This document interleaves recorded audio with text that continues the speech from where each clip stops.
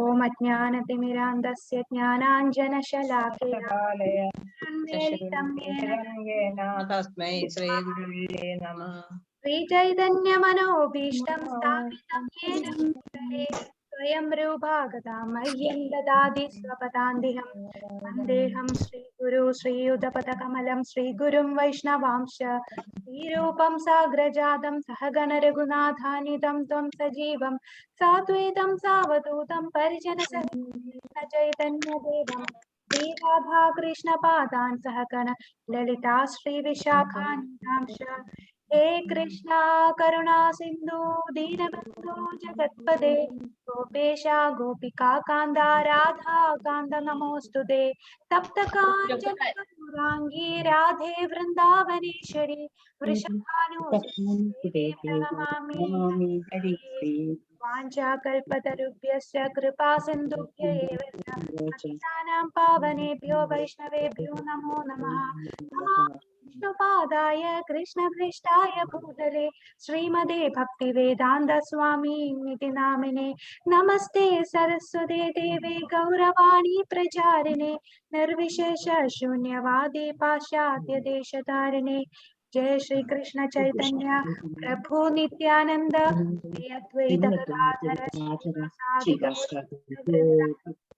हरे कृष्णा कृष्ण कृष्ण हरे हरे हरे हरे राम राम हरे हरे हरे कृष्ण कृष्ण कृष्ण कृष्ण हरे हरे राम राम हरे राम राम हरे हरे हरे कृष्ण कृष्ण हरे हरे राम राम राम राम हरे हरे ഹരേ കൃഷ്ണ. നമ്മൾ അധ്യായം 7 ജ്ഞാന വിജ്ഞാന യോഗം. അപ്പോൾ ഇന്നു മുതൽ നമ്മൾ ഭക്തിയോഗം തുടങ്ങുകയാണ്. ഭക്തിയോഗം 7 മുതൽ ഉള്ള 6 അധ്യായങ്ങൾ 13 വരെയുള്ള അധ്യായങ്ങളാണ് ഭക്തിയോഗം. അപ്പൊ ഈ ഭക്തിയോഗം എന്ന് പറഞ്ഞാൽ നമ്മളുടെ സാൻഡ്വിച്ചിനകത്ത് ഒരു സാൻഡ്വിച്ച് എടുക്കുമ്പോൾ അതിന്റെ നടുക്കുള്ള അത്രയും ഏറ്റവും ടേസ്റ്റ് ഉള്ള ഭാഗം അതിന്റെ നടുക്കാണല്ലേ, 2 ബ്രെഡിന്റെ ഇടയ്ക്കുള്ള. അതുപോലെ നമ്മുടെ കർമ്മയോഗത്തിന്റെയും ജ്ഞാനയോഗത്തിന്റെയും ഇടയിൽ വെച്ചിരിക്കുകയാണ് ഭക്തിയോഗം. ഈ ഭക്തിയോഗം തുടങ്ങുന്നതിന് മുമ്പ് നമ്മൾ അധ്യായം 6 പഠിച്ചു. അധ്യായം 6-ൽ അവസാനത്തെ ഒരു ശ്ലോകമുണ്ട്. അവസാനത്തെ ശ്ലോകത്തിൽ പറയാം. അധ്യായം 6-ൽ നമ്മൾ എന്താ പഠിച്ചത്? ഏത് യോഗയെ കുറിച്ചാണ് അധ്യായം 6-ൽ ഭഗവാൻ പറഞ്ഞത്? അധ്യായം 6 പറഞ്ഞോളൂ മാതാജി, ലക്ഷ്മി മാതാജി. ധ്യാനയോഗം അല്ലെങ്കിൽ അഷ്ടാംഗയോഗം. അഷ്ടാംഗയോഗം അല്ലെങ്കിൽ ധ്യാനയോഗം. അപ്പൊ അഷ്ടാംഗയോഗം എങ്ങനെ ചെയ്യുമെന്ന് ഭഗവാൻ പറഞ്ഞു തന്നു. ഈ അഷ്ടാംഗയോഗവും ധ്യാനയോഗവും എല്ലാം പറഞ്ഞതിന് ശേഷം ഈ 6-ാമത്തെ അധ്യായം ധ്യാനയോഗം എന്ന അധ്യായത്തിന്റെ അവസാനം ഭഗവാൻ പറഞ്ഞ ഒരു ശ്ലോകമുണ്ട്. യോഗിനാമഭി സർവേഷാം മദ്ഗതേരാന്തരാത്മനാ ശ്രദ്ധാവാൻ ഭജതേ യോ മാം സമേ യുക്തത്തമേ മതഃ. ശ്രദ്ധാവാൻ ഭജതോ, ശ്രദ്ധാവാൻ എന്ന് പറയുമ്പോ ഭഗവാനെ പൂർണ്ണ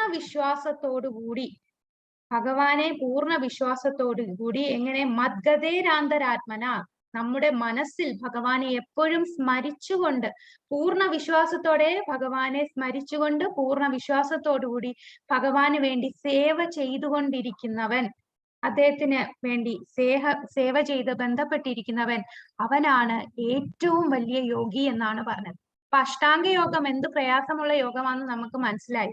ആ പ്രയാസമുള്ള യോഗം ചെയ്താലും അവസാനം അവർ പരമാത്മാവിനെ മാത്രമേ അറിയുന്നുള്ളൂ. നമുക്കറിയാം 3 ഘട്ടങ്ങളാണ് ഭഗവാനെ മനസ്സിലാക്കാനുള്ള ദൈവ സാക്ഷാത്കാരത്തിന്റെ 3 ഘട്ടങ്ങൾ ഏതൊക്കെയാണ്? 3 രീതിയിൽ ദൈവത്തെ സാക്ഷാത്കരിക്കുന്നുണ്ട്. 3 ഘട്ടങ്ങൾ ഏതൊക്കെയാണ് ദൈവ സാക്ഷാത്കാരത്തിന്റെ? ഹരേ കൃഷ്ണ.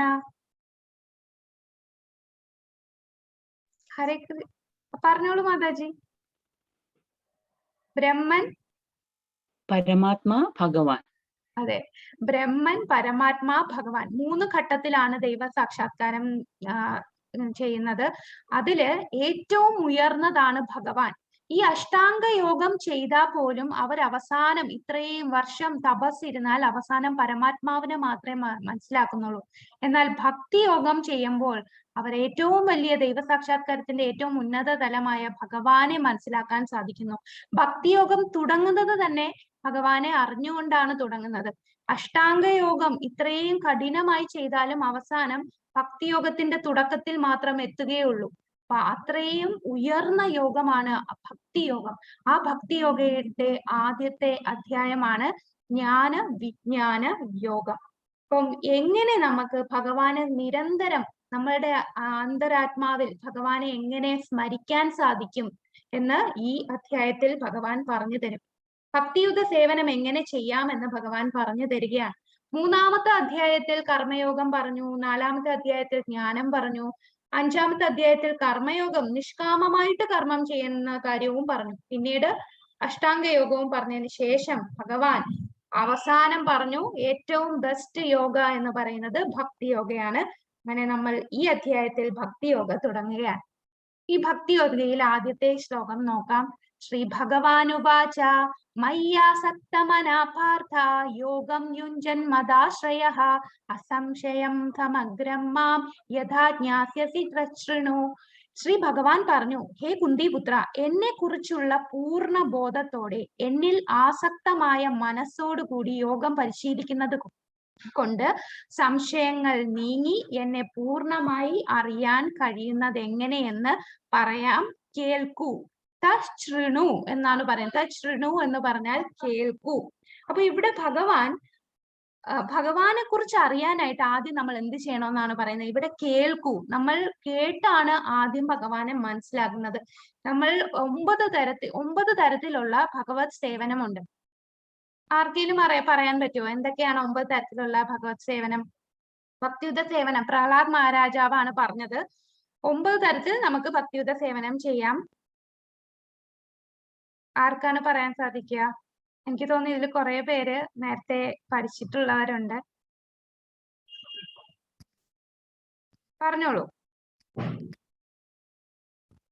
ഇപ്പൊ ഞാൻ പറയാം. ഞാൻ പറയുന്ന കേൾക്കുന്നുണ്ടല്ലോ അല്ലേ? ഹരേ കൃഷ്ണ. കേൾക്കുന്നുണ്ട്. അപ്പൊ 9 തരത്തിലുള്ള ഭക്തിയുത സേവനം ഏതൊക്കെയാന്ന് പറഞ്ഞാൽ പറഞ്ഞോളൂ മാതാജി. ശ്രവണം, കീർത്തനം, സ്മരണം, പാദസേവനം, അർച്ചനം, വന്ദനം, ദാസ്യം, സാഖ്യം, ആത്മനിവേദനം. ഹരി ബോൾ. ഹരേ കൃഷ്ണ. അതെ, 9 തരത്തിലുള്ള ഭക്തിയുടെ സേവനമാണ് ശാന്തി മാതാജി ഇപ്പൊ പറഞ്ഞത്. ശ്രവണം, കീർത്തനം, വിഷ്ണു സ്മരണം, പാദസേവനം, അർച്ചനം, വന്ദനം, ദാസ്യം, സാഖ്യം, ആത്മനിവേദനം. അതിൽ ആദ്യം പറയുന്നത് ശ്രവണം. നമ്മൾ കേട്ടുകൊണ്ടാണ് ആദ്യം ഭഗവാനെ മനസ്സിലാക്കുക. 3 തരത്തിൽ നമുക്ക് കാര്യങ്ങൾ മനസ്സിലാക്കാൻ സാധിക്കും. ഒന്ന്, നമ്മൾ കണ്ടുകൊണ്ട്, ഞാൻ കാണുന്നത് മാത്രമേ വിശ്വസിക്കൂ, ഞാൻ അത് കണ്ടില്ല അതുകൊണ്ട് എനിക്ക് വിശ്വസിക്കാൻ പറ്റില്ല, അങ്ങനെ കണ്ടുകൊണ്ട് വിശ്വസിക്കുന്നതാണ് ഒരു തരത്തിലുള്ളത്. പ്രത്യക്ഷ പ്രമാണം എന്ന് പറയും. പ്രത്യക്ഷ പ്രമാണം എന്ന് പറഞ്ഞാൽ കാണുന്നത് എന്തോ അത് കണ്ട് വിശ്വസിക്കുന്നവരാണ് പ്രത്യക്ഷ പ്രമാണം. എന്നാൽ നമുക്ക് അത് പൂർണ്ണമല്ല.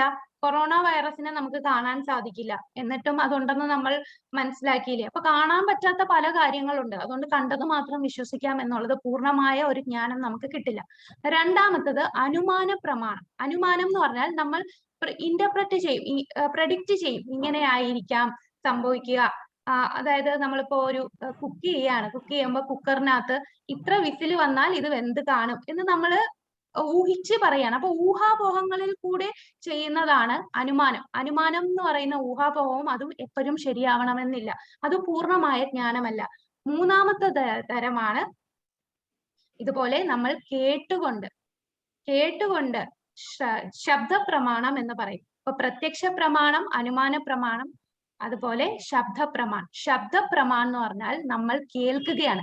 അത് എവിടുന്നേലും കേട്ടാൽ പോലെ ഓതറൈസ്ഡ് ആയിട്ടുള്ള ശരിക്കുമുള്ള സോഴ്സിൽ നിന്ന് കേട്ട് പഠിക്കുന്നത് നമ്മൾ ജനിച്ചപ്പോൾ തൊട്ടേ കേൾക്കാണ്. നമ്മളുടെ പേരൻസിൽ നിന്ന് കേട്ട് പഠിക്കുന്നു. സ്കൂളിലും കോളേജിലും ഒക്കെ പോകുമ്പോഴെന്താണ്, ടീച്ചേഴ്സ് പഠിപ്പിക്കുന്ന കാര്യങ്ങൾ നമ്മൾ കേൾക്കുന്നു. അതേപോലെ ഓതറൈസ്ഡ് ആയിട്ടുള്ളിടത്തിൽ നിന്നും നമ്മൾ കേട്ടാലേ നമുക്ക് ആ പൂർണ്ണമായ ജ്ഞാനം ലഭിക്കുകയുള്ളൂ. അപ്പോൾ ഇവിടെ ഇത് ഭഗവാൻ സ്വയം പറയുകയാണ്. അപ്പൊ ഭഗവാൻ തന്നെ പറയുന്നു, നീ കേൾക്കൂ. അപ്പൊ നമ്മൾ ഭഗവാനെ കുറിച്ച് ആദ്യം അറിയുന്നത് കേട്ടുകൊണ്ടാണ്. നമ്മൾ ഭക്തന്മാരുടെ നിന്നും ഗുരുവിൽ നിന്നും ആചാര്യന്മാരിൽ നിന്നും എല്ലാം നമ്മൾ കേൾക്കണം. നമ്മൾ ഭഗവാന്റെ അംശമാണ്. നമ്മൾ മറന്നുപോയതാണ്. അപ്പൊ മറന്നു പോയത് കൊണ്ട് നമ്മളെ ആ ആത്മാവിനെ വീണ്ടും ഓർമ്മിപ്പിക്കുകയാണ്. നമ്മൾ ഭഗവാന്റെ അംശമാണ്, ഭഗവാനിലാണ് നമ്മൾ തിരിച്ചു പോകേണ്ടത്. അപ്പോൾ ഭഗവാനെ കുറിച്ച് നമ്മൾ കേൾക്കുകയാണ്. അത് കേൾക്കേണ്ട എവിടെ നിന്നാണ്? ഒന്നെങ്കിൽ ഭഗവാനിൽ നിന്ന് സ്വയം കേൾക്കുക, അല്ലെങ്കിൽ ഭഗവാന്റെ ആ ഗുരു ശിഷ്യ പരമ്പരയിൽ നിന്ന് നമ്മൾ കേൾക്കുക, അല്ലെങ്കിൽ അത് തെറ്റായിട്ടുള്ള കാര്യമായിരിക്കും നമ്മൾ കേൾക്കുന്നത്.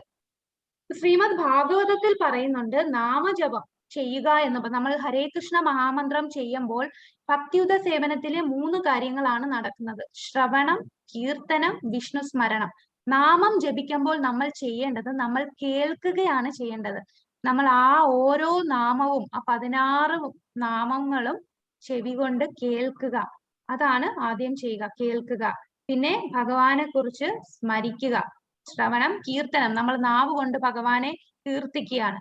അപ്പൊ ഈ നാമം കേൾക്കുമ്പോൾ നമ്മൾ ഭഗവാനെ ഓർക്കുന്നു. അപ്പൊ ശ്രവണം, കീർത്തനം, വിഷ്ണു സ്മരണം, ഈ 3 കാര്യങ്ങളും നമ്മൾ നാമജപം കൊണ്ട് നടക്കുകയാണ് ചെയ്യുന്നത്. അങ്ങനെ നമ്മളെ പരിശുദ്ധീകരിക്കാൻ കഴിയും. അപ്പോൾ ഈ ശ്രവണം എന്ന് പറയുന്നത് അത്രയും ഇമ്പോർട്ടന്റ് ആണ്. നമ്മൾ ജനിക്കുമ്പോൾ, നമ്മൾ അമ്മയുടെ ആ ഒരു ഗർഭപാത്രത്തിൽ നമ്മൾ ഇരിക്കുമ്പോൾ ആദ്യം നമ്മളുടെ ഡെവലപ്പ് ആവുന്ന നമ്മളുടെ ചെവിയാണ്. നമ്മൾ മരിക്കുന്ന സമയത്ത് അവസാനം നമ്മളുടെ നിന്നു പോകുന്ന അത് നമ്മളുടെ ചെവിയാണ്. അപ്പൊ അത്രയും ഇമ്പോർട്ടന്റ് ആണ് ശ്രവണം. ആദ്യം നമ്മൾ ഭഗവാനെ കുറിച്ച് കേൾക്കും. അപ്പൊ ഭഗവാൻ അതാണ് പറയുന്നത്, ആസക്തമായ മനസ്സോടുകൂടി യോഗം പരിശീലിക്കുന്നത് കൊണ്ട് സംശയങ്ങൾ നീങ്ങി നീ എന്നെ പൂർണ്ണമായി അറിയാൻ കഴിയുന്നത് എങ്ങനെ, ഭഗവാനെ എങ്ങനെ അറിയാൻ കഴിയും എന്ന് ഭഗവാൻ തന്നെ നമുക്ക് പറഞ്ഞു തരികയാണ്. കേൾക്കൂ എന്ന് പറയുന്നു. ജ്ഞാനം തേഹം സവിജ്ഞാനമിദം വക്ഷ്യാമ്യശേഷതഃ യജ്ഞാത്വാ നേഹ ഭൂയോന്യ ജ്ഞാതവ്യം അവശിഷ്യതേ. വൈഷയിക ജ്ഞാനത്തെയും അതീന്ദ്രിയ ജ്ഞാനത്തെയും ഞാൻ ഇനി പൂർണ്ണമായി വിശദീകരിച്ചു തരാം. അതറിഞ്ഞാൽ പിന്നെ നിനക്ക് വേറെ ഒന്നും അറിയേണ്ടതായിട്ടില്ല. അപ്പൊ ഭഗവാന്റെ മെറ്റീരിയൽ ആയിട്ടുള്ളതും അതുപോലെ സ്പിരിച്വൽ ആയിട്ടുള്ളതുമായിട്ടുള്ള എല്ലാ ജ്ഞാനവും നമുക്ക് പൂർണ്ണമായി ഭഗവാൻ പറഞ്ഞു തരാമെന്ന് പറയുന്നു. അത് അറിഞ്ഞു കഴിഞ്ഞാൽ പിന്നെ അതാണ് പൂർണ്ണമായ ജ്ഞാനം. നമുക്ക് സ്കൂളിൽ വെച്ചോ കോളേജിലോ ഒന്നും നമ്മൾ ഈ ഒരു സമൂഹത്തിലുള്ള എല്ലാരും പഠിപ്പിക്കുന്നത് എന്താണ്? മാറ്ററിനെ കുറിച്ച് മാത്രമേ പഠിപ്പിക്കുന്നുള്ളൂ. ഈ പഞ്ചഭൂതങ്ങളെ കുറിച്ചും അത് വെച്ച് നിർമ്മിക്കുന്ന കാര്യങ്ങൾ മാത്രമേ നമ്മളുടെ ഈ ഒരു ലോകത്തുള്ള എഡ്യൂക്കേഷൻ സിസ്റ്റം പഠിപ്പിക്കുന്നുള്ളൂ. എന്നാൽ ഇതല്ല പൂർണ്ണമായ ജ്ഞാനം. ഭഗവത്ഗീതയിൽ പറയുന്നുണ്ട്, ഈ ഒരു കാര്യം നീ അറിഞ്ഞാൽ അറിയേണ്ടതായിട്ട് വേറൊന്നുമില്ല. നമുക്ക് സ്പിരിച്വൽ ആയിട്ടുള്ള നോളജ്, നമ്മൾ ആരാണ് എന്ന് ഒരു സ്കൂളിലും പഠിപ്പിക്കുന്നില്ല. നമ്മൾ പൂർണ്ണതയിൽ എത്താം, എങ്ങനെ നമുക്ക് കൂടുതൽ പൈസ ഉണ്ടാക്കാം, നമുക്ക് എങ്ങനെ ജോലി കിട്ടാം, ഇങ്ങനെ ബിസിനസ് കാര്യങ്ങൾ മാത്രമേ നമുക്ക് പഠിപ്പിച്ചു തരുന്നുള്ളൂ. എങ്ങനെ ജീവിക്കണമെന്നും നമ്മളുടെ മനസ്സിനെ എങ്ങനെ നിയന്ത്രിക്കണമെന്നും നമ്മളുടെ ബുദ്ധി, നമ്മളുടെ അഹങ്കാരം ഇതെല്ലാം എങ്ങനെ നമുക്ക് മാറ്റണം, എല്ലാം എങ്ങനെ നമ്മൾ നിയന്ത്രിക്കും എന്നുള്ള എഡ്യൂക്കേഷൻ ഒന്നും നമുക്ക് കിട്ടണില്ല. അപ്പൊ സ്പിരിച്വൽ ആയിട്ടുള്ള മെറ്റീരിയൽ ആയിട്ടുള്ള എല്ലാ പൂർണ്ണമായ ജ്ഞാനവും ഞാൻ വിശദീകരിച്ചു തരാമെന്ന് ഭഗവാൻ പറയുന്നു. മനുഷ്യാനാം സഹസ്രേഷു കശ്ചിദത്യധിതത് സിദ്ധയേ യതതാമപി സിദ്ധാനാം കശ്ചിൻ മാം വേത്തി തത്വതഃ. ആയിരക്കണക്കിന് ആളുകളിൽ ചിലപ്പോൾ ഒരാൾ പൂർണ്ണത നേടാൻ ഉദ്യമിച്ചേക്കാം. അങ്ങനെ പൂർണ്ണത നേടിയവരിലും ഒന്നിലേറെ പേർ എന്നെ തികച്ചും അറിയുന്നില്ല. 1000-ൽ ഒരാൾ ചിലപ്പോൾ പൂർണ്ണത നേടാൻ ഉദ്യമിച്ചേക്കാം. ഭൗതിക ലോകത്ത് പൂർണ്ണത എന്ന് പറഞ്ഞാൽ എന്താണ്? നമ്മൾ എല്ലാവരും ഇത്രയും വർഷം നമ്മൾ ഈ ഭൂമിയിൽ ജനിച്ചപ്പോഴും നമ്മളുടെ ജീവിതം പൂർണ്ണമായി എന്ന് പറയുന്ന എപ്പോഴാണ്? ജനിച്ചു കഴിഞ്ഞ് ഏറ്റവും ഉയർന്ന സ്കൂളിൽ പഠിപ്പിക്കുക, ഏറ്റവും വലിയ കോളേജിൽ പഠിപ്പിക്കുക, ഏറ്റവും ഉയർന്ന സാലറി ഉള്ള ഒരു ജോലി കിട്ടുക, പിന്നീട് വിവാഹ ജീവിതത്തിൽ പോകുമ്പം അതും ഏറ്റവും ബെസ്റ്റ് ആയിട്ടുള്ള പുരുഷനോ സ്ത്രീയെ ആയിരിക്കണം നമുക്ക് വിവാഹം കഴിക്കേണ്ടത്. എന്നിട്ട് കുട്ടി ഉണ്ടാവുന്നു, ആ കുട്ടിയെയും വീണ്ടും ഇതേ കാര്യങ്ങളാണ് പഠിപ്പിച്ചു കൊടുക്കുന്നത്. അപ്പൊ ഒരു ജീവിതത്തിന്റെ, ഒരു മനുഷ്യ ജന്മത്തിന്റെ പൂർണ്ണത ഇതാണോ? അതിൽ ആയിരക്കണക്കിന് ആൾക്കാരിൽ വളരെ കുറച്ചു പേർ മാത്രമേ, അതാണ് ഇവിടെ പറയുന്ന ആയിരക്കണക്കിന് ആളുകൾ, ചിലപ്പോൾ ഒരാൾ മാത്രം, ഈ ആയിരക്കണക്കിന് ആൾക്കളിൽ ഒരാൾ മാത്രമേ ശരിക്കും മനുഷ്യ ജന്മത്തിന്റെ ഉദ്ദേശം എന്താണെന്ന് മനസ്സിലാക്കുന്നുള്ളൂ. 84 ലക്ഷം യോനികളാണ് ഉള്ളത് ഈ ഒരു ബ്രഹ്മാണ്ടത്തിൽ. അതിൽ മനുഷ്യന്റെ ശരീരം ലഭിക്കുന്നത് വളരെ അപൂർവമായിട്ടേ ലഭിക്കുകയുള്ളൂ. അതിൽ 84 ലക്ഷത്തിൽ കുറെ ജലത്തിൽ ജീവിക്കുന്ന ജീവജാലങ്ങളായിരിക്കും, മരങ്ങൾ, സസ്യങ്ങളായിരിക്കും, മൃഗങ്ങളായിരിക്കും, പക്ഷികളായിരിക്കും. വളരെ റെയറായിട്ട് കിട്ടുന്നതാണ് ഹ്യൂമൻ മനുഷ്യ ജന്മം. അപ്പൊ ഈ അപൂർവമായിട്ടിരിക്കുന്ന ഈ മനുഷ്യ ജന്മത്തിൽ നമ്മൾ എന്താണ് ചെയ്യേണ്ടത്? നമ്മൾ സുഹൃതം കിട്ടിയത് കൊണ്ട് മാത്രമാണ് ഈ മനുഷ്യജന്മം കിട്ടിയത്. ആ സുഹൃതം കിട്ടിയ മനുഷ്യജന്മത്തിൽ നമ്മൾ മനസ്സിലാക്കണം, നമുക്ക് ആധ്യാത്മിക ജ്ഞാനമാണ് വേണ്ടത്. ജീവാത്മാവിനെ ഭൗതികതയിൽ നിന്ന് മോചിപ്പിക്കുക, അതാണ് നമ്മളുടെ ലക്ഷ്യം. നമ്മൾ എല്ലാവരും ആത്മാവാണ്. ഈ ആത്മാവ് ഇതിൽ പെട്ടുപോയതാണ് ഈ ഒരു ശരീരത്തിൽ, അതിൽ ബദ്ധാത്മാക്കളാണ്. ഈ ബദ്ധാത്മാവിനെ ഈ ഭൗതികതയിൽ നിന്ന് രക്ഷപ്പെടുത്തുക. അങ്ങനെ ആയിരക്കണക്കിന് ആളുകളിൽ ഒരാൾ മാത്രമേ ആ ഒരു കാര്യം, ആ ഒരു ഉദ്യമത്തിലേക്ക് ചുവട് വെക്കുകയുള്ളൂ. അങ്ങനെ പൂർണ്ണത നേടിയവർ, പൂർണ്ണത എന്ന് പറഞ്ഞാൽ ശരിക്കും എന്താണ്? ഭഗവാന്റെ ആ പരമപദം പോവുക എന്നുള്ളതാണ് നമ്മളുടെ പൂർണ്ണത. നമ്മളുടെ ശരിക്കുമുള്ള വാസസ്ഥലമാണത്. നമ്മൾ ഇവിടെ ടെമ്പററി ആയിട്ട് കുറച്ചു നാളത്തേക്ക് താമസിക്കാൻ വന്നതാണ് ഈ ഭൗതിക ലോകത്തിൽ. കഠോപനിഷത്തിൽ പറയുന്നു, നമ്മൾ ആഹാരം, നിദ്ര, ഭയം, മൈഥുനം, ഈ 4 കാര്യങ്ങൾ ചെയ്യുന്നത് എല്ലാ ജീവജാലങ്ങളും ചെയ്യുന്നുണ്ട്. നമ്മളെക്കാളും നന്നായിട്ട് മൃഗങ്ങൾ ചെയ്യുന്നുണ്ട്. എന്നാൽ നമ്മളും മൃഗങ്ങളും മറ്റു ജീവജാലങ്ങളും തമ്മിൽ ഈ മനുഷ്യജന്മം ഇത്രയും അപൂർവമാകാൻ കാരണം എന്താണ്? സുഹൃതം ചെയ്താൽ മാത്രമേ മനുഷ്യജന്മം കിട്ടൂ എന്ന് പറയാൻ കാരണം എന്താണ്? നമ്മളുടെ അവബോധം, നമുക്കുള്ള ചിന്താശക്തി, നമുക്ക് ഈ ആത്മാവിനെ തിരിച്ചറിയാനുള്ള ആ ശക്തി നമ്മളുടെ എല്ലാവരുടെ ഉള്ളിലുണ്ട്.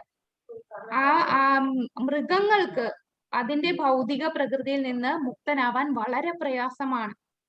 അവർക്കതിന് കഴിയില്ല. എന്നാൽ മനുഷ്യൻ ആ ബുദ്ധി കൊണ്ട് അവർക്ക് ചെയ്യാൻ കഴിയും.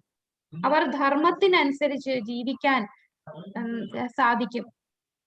അപ്പോൾ ഈ മനുഷ്യജന്മം, ഈ പരമമായ മനുഷ്യജന്മത്തിന്റെ പരമമായ ധർമ്മം എന്ന് പറഞ്ഞാൽ, ശ്രീമദ് ഭാഗവതത്തിൽ ഒരു ശ്ലോകമുണ്ട്, സവൈ പുംസാം പരോ ധർമ്മോ യഥോ ഭക്തിർ അധോക്ഷജേ അഹൈതുകി അപ്രലിഹതേ യയാത്മാ സുപ്രസിദ്ധലി എന്നൊരു ശ്ലോകമുണ്ട്. അപ്പൊ അതിൽ പറയുന്നത് മനുഷ്യന്റെ പരമമായ ധർമ്മം എന്ന് പറഞ്ഞാൽ അധോക്ഷജൻ, അതായത് മഹാവിഷ്ണുവിന്റെ ഭക്തിയുതമായ കർമ്മം ചെയ്യുക എന്നാണ്. അല്ലെങ്കിൽ ഈ മനുഷ്യനും മൃഗവും തമ്മിൽ ഒരു വ്യത്യാസവുമില്ല. അങ്ങനെ ആയിരക്കണക്കിന് ആളുകളിൽ ഒരാൾ മാത്രമേ ഈ ഉദ്യമത്തിൽ പോകൂ. ഇതിൽ കാണാം, ഒരു മാരത്തോൺ ആണ്. ആ മാരത്തോണിൽ എത്ര പേരാണ് ഫിനിഷിംഗ് പോയിന്റിൽ എത്തുക? കുറെ പേര് ക്ഷീണിച്ച അവശതയിൽ നിന്നു പോവുകയാണ്. അപ്പോൾ ആയിരക്കണക്കിന് ആളുകളിൽ ഒരാൾക്ക് മാത്രമേ ഞാൻ ആരാണ്, എന്റെ ഈ ജീവിത ലക്ഷ്യം എന്താണ്, എന്തിനാണ് ഞാൻ ഇവിടെ ജനിച്ചത് എന്നുള്ള ആ ചിന്ത വരും. അങ്ങനെ ചിന്തിക്കുന്ന ആയിരക്കണക്കിൽ ഒരാളിൽ പൂർണ്ണത നേടാൻ ഒന്നിലേറെ പേർ എന്നെ തികച്ചും അറിയുന്നുമില്ല. അങ്ങനെ ചിന്തിച്ചാലും ഭക്തിയുതമായി ആ ശുദ്ധ ഭക്തിയിലെത്താൻ ഏറെ പേർ, വളരെ കുറച്ച് വിരളമായിട്ടുള്ള ആൾക്കാർക്ക് സാധിക്കുകയുമുള്ളൂ.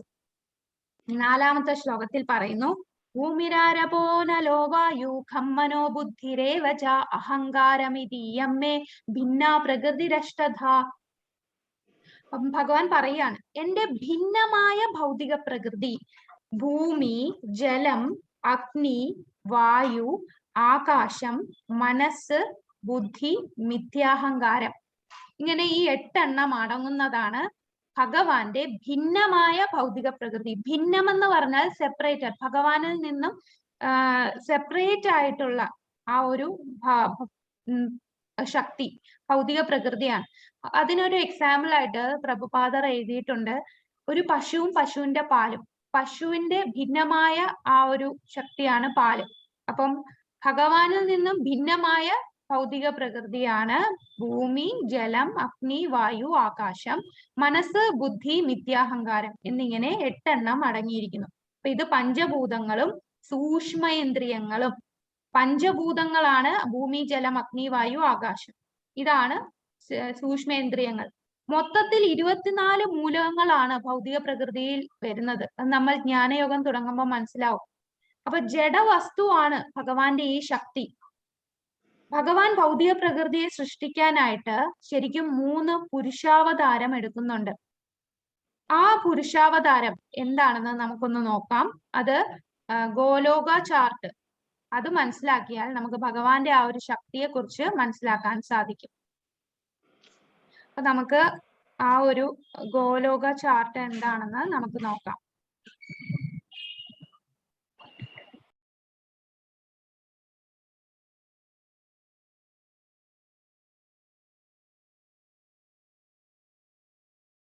ഹരേ കൃഷ്ണ. ഈ ചാർട്ട് കാണുന്നുണ്ടോ? കാണുന്നുണ്ട്. കാണുന്നുണ്ട്. നേരത്തെ കണ്ടിരുന്നില്ല ഇത്രയും. ഓക്കെ മാതാജി.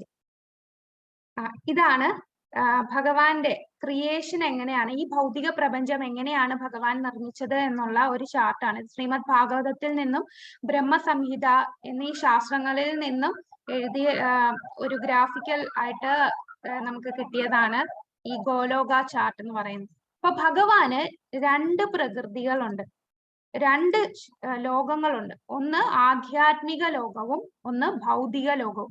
ആധ്യാത്മിക ലോകമാണ് ഇവിടുന്ന് ഈ ഹരിധാമ വൈകുണ്ഠ എന്നൊക്കെ എഴുതിയിരിക്കുന്ന കണ്ടില്ലേ, ഈ ബ്രഹ്മജ്യോതിർ എന്ന് കിടക്കുന്ന കണ്ടോ, ഈ വെളിച്ചം ഉള്ള ഭാഗം, ഈ വെളിച്ചം തൊട്ട് മുകളിലോട്ടുള്ള ഭാഗം എല്ലാം ആധ്യാത്മിക ലോകമാണ്. ഈ ആധ്യാത്മിക ലോകത്തിൽ വൈകുണ്ഠ ലോകമുണ്ട്, അതിന്റെ മുകളിൽ ഗോലോക വൃന്ദാവനം. ഇങ്ങനെ ഈ 2 ആധ്യാത്മിക ലോകമാണ്. അതുപോലെ ബ്രഹ്മജ്യോതി, പിന്നീട് സദാശിവ ലോകം. ഈ കാണുന്നതെല്ലാം ആധ്യാത്മിക ലോകമാണ്. ഈ നീല കളറിൽ കാണിച്ചിരിക്കുന്നത് വൈകുണ്ഠ ലോകം. ഇവിടെയാണ് ലക്ഷ്മി നാരായണൻ വസിക്കുന്നത്. ആ വൈകുണ്ഠ ലോകത്തിന്റെ മുകളിൽ അയോധ്യ ലോകമുണ്ട്. അവിടെ ശ്രീരാമൻ, സീതാദേവി, ലക്ഷ്മണൻ, ഹനുമാൻ, ദശരഥ രാജാവ് എല്ലാരും അവിടെ വസിക്കുന്നു. നമ്മളെ ഭൂമിയിൽ വന്നു എങ്കിലും അവര് ആധ്യാത്മികമായിട്ട് അയോധ്യ ലോകത്തിലാണ് എല്ലാരും ഉള്ളത്. അതിനു മുകളിലാണ് നമുക്ക് ദ്വാരകയുണ്ട്, ജഗന്നാഥ് പുരി, മധുര. അങ്ങനെ ഏറ്റവും മുകളിലുള്ള ലോകമാണ് ഗോലോക വൃന്ദാവനം. ഈ ഗോലോക വൃന്ദാവനത്തിലാണ് കൃഷ്ണൻ, രാധാകൃഷ്ണൻ വസിക്കുന്നത്. തന്റെ ഗോപികമാരും അതുപോലെ യശോദാമയും എല്ലാരും വസിക്കുന്ന ഈ ഗോലോക വൃന്ദാവനത്തിൽ ഇപ്പം എന്നും നിത്യമായിട്ടുണ്ട്. ഈ ആധ്യാത്മിക ലോകം എന്ന് പറഞ്ഞാൽ നമ്മളുടെ ലോകം പോലല്ല. ഇവിടെ മരണമില്ലാത്ത ലോകമാണ്. അവിടെ സച്ചിദാനന്ദമായിട്ടുള്ള ഒരു ലോകമാണ്. ഒരിക്കലും നശിക്കാത്ത, എപ്പോഴും സന്തോഷത്തോടു കൂടി എല്ലാ ജ്ഞാനത്തോടും ഇരിക്കുന്ന ജനങ്ങളാണ് ഈ ആധ്യാത്മിക ലോകത്തുള്ളത്. ഇനി ഭഗവാന്റെ മറ്റൊരു ലോകമാണ്, ഭഗവാൻ നിർമ്മിച്ച മറ്റൊരു ലോകമാണ് ഈ ഭൗതിക ലോകം. ഭൗതിക ലോകം എന്ന് പറയുന്നത് മഹേശധാം അല്ലെ ദേവീധാം എന്നും പറയും. അപ്പം മഹേശ്വരൻ, സദാശിവ ലോകം എന്ന് പറയുന്നതും ആധ്യാത്മിക ലോകത്താണ്. അപ്പൊ ഈ ആധ്യാത്മിക ലോകത്തില് ഈ ഭഗവാനിൽ നിന്ന് വരുന്ന ആ പ്രകാശമാണ് ബ്രഹ്മജ്യോതി. അപ്പൊ ഭഗവാനിൽ ലയിക്കുക, ഭഗവാനെ കുറിച്ച് കൂടുതൽ ജ്ഞാനമില്ലാത്തവർ ഈ പ്രകാശമാണ് ഭഗവാൻ എന്ന് വിചാരിക്കും. പ്രകാശമാണ് ആ ദൈവം എന്ന് വിചാരിച്ച് ഈ ബ്രഹ്മജ്യോതിയിൽ വരികയാണ്. അപ്പൊ ഇതാണ് ബ്രഹ്മജ്യോതി. ഈ ബ്രഹ്മജ്യോതി കഴിഞ്ഞ് അതിന്റെ താഴെയാണ് നമ്മളുടെ ആധ്യാത്മിക ലോകം. അവിടെ വിരജാ നദിയുണ്ട്. അപ്പോ ഈ ആധ്യാത്മിക ലോകം നിർമ്മിക്കാൻ ഭഗവാൻ തന്നെ സ്വയം ഭഗവാൻ 3ആയിട്ട് വിസ്തരിക്കുകയാണ്. കാരണോദകശായി വിഷ്ണു. കാരണോദകശായി വിഷ്ണുവിനെ കാണുന്നുണ്ടോ? ഇവിടെ ഈ ശയിക്കുന്ന വിഷ്ണു ഓക്കെ മാതാജി. കാരണോദകശായി വിഷ്ണു. അപ്പൊ ഇത് മഹാവിഷ്ണു ആണ്. കാരണോദകശായി വിഷ്ണു. ഈ കാരണോദകശായി വിഷ്ണുവിന്റെ ശരീരത്തിൽ നിന്നും രോമകൂപങ്ങൾക്കിടയിൽ ശ്വാസോച്ഛ്വാസം എടുക്കുമ്പോൾ വരുന്ന ഓരോ ബ്രഹ്മാണ്ടങ്ങളാണ്. ബ്രഹ്മ അണ്ഡം, ഓരോ അണ്ഡം, ഇത് ഓരോ യൂണിവേഴ്സ് ആണ് അദ്ദേഹത്തിന്റെ ശരീരത്തിൽ നിന്നും വരുന്നത്. ഈ കാരണോദകശായി വിഷ്ണുവിന്റെ ദൃഷ്ടിയാണ് നമ്മളുടെ ശംഭു.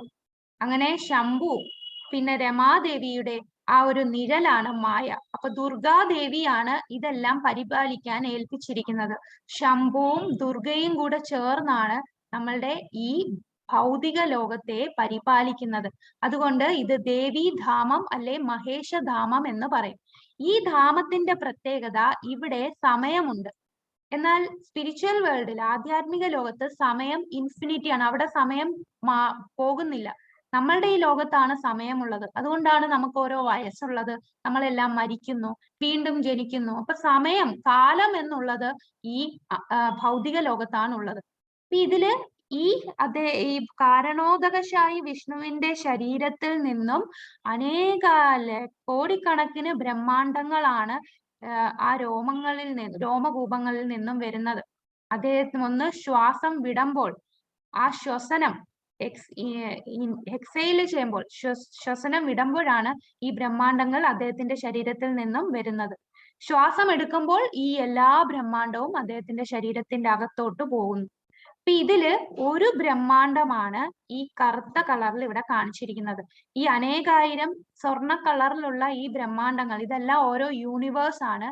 അപ്പോ ഇപ്പോഴും നമുക്ക് ഫിസിക്സിൽ ഒരു മൾട്ടി യൂണിവേഴ്സ് കൺസെപ്റ്റ് അതൊക്കെ ഇപ്പോഴും റിസർച്ച് നടക്കുകയാണ്. എന്നാൽ ശാസ്ത്രങ്ങളിൽ മൾട്ടിപ്പിൾ യൂണിവേഴ്സ് ഉള്ളതിന് എല്ലാം എഴുതിയിട്ടുണ്ട്. ഭഗവാനിൽ നിന്നാണ് യൂണിവേഴ്സ് ഉണ്ടായി എന്നുള്ളത്. അങ്ങനെ അതിൽ ഒരു യൂണിവേഴ്സ് ആണ് ഈ അനേകായിരം ബ്രഹ്മാണ്ടം, ഈ സ്വർണ്ണമായിട്ടുള്ള അണ്ഡങ്ങളിൽ ഒരു അണ്ഡമാണ് ഈ കാണിച്ചിരിക്കുന്നത്. അപ്പോൾ ഹരേ കൃഷ്ണ, കേൾക്കണില്ലേ?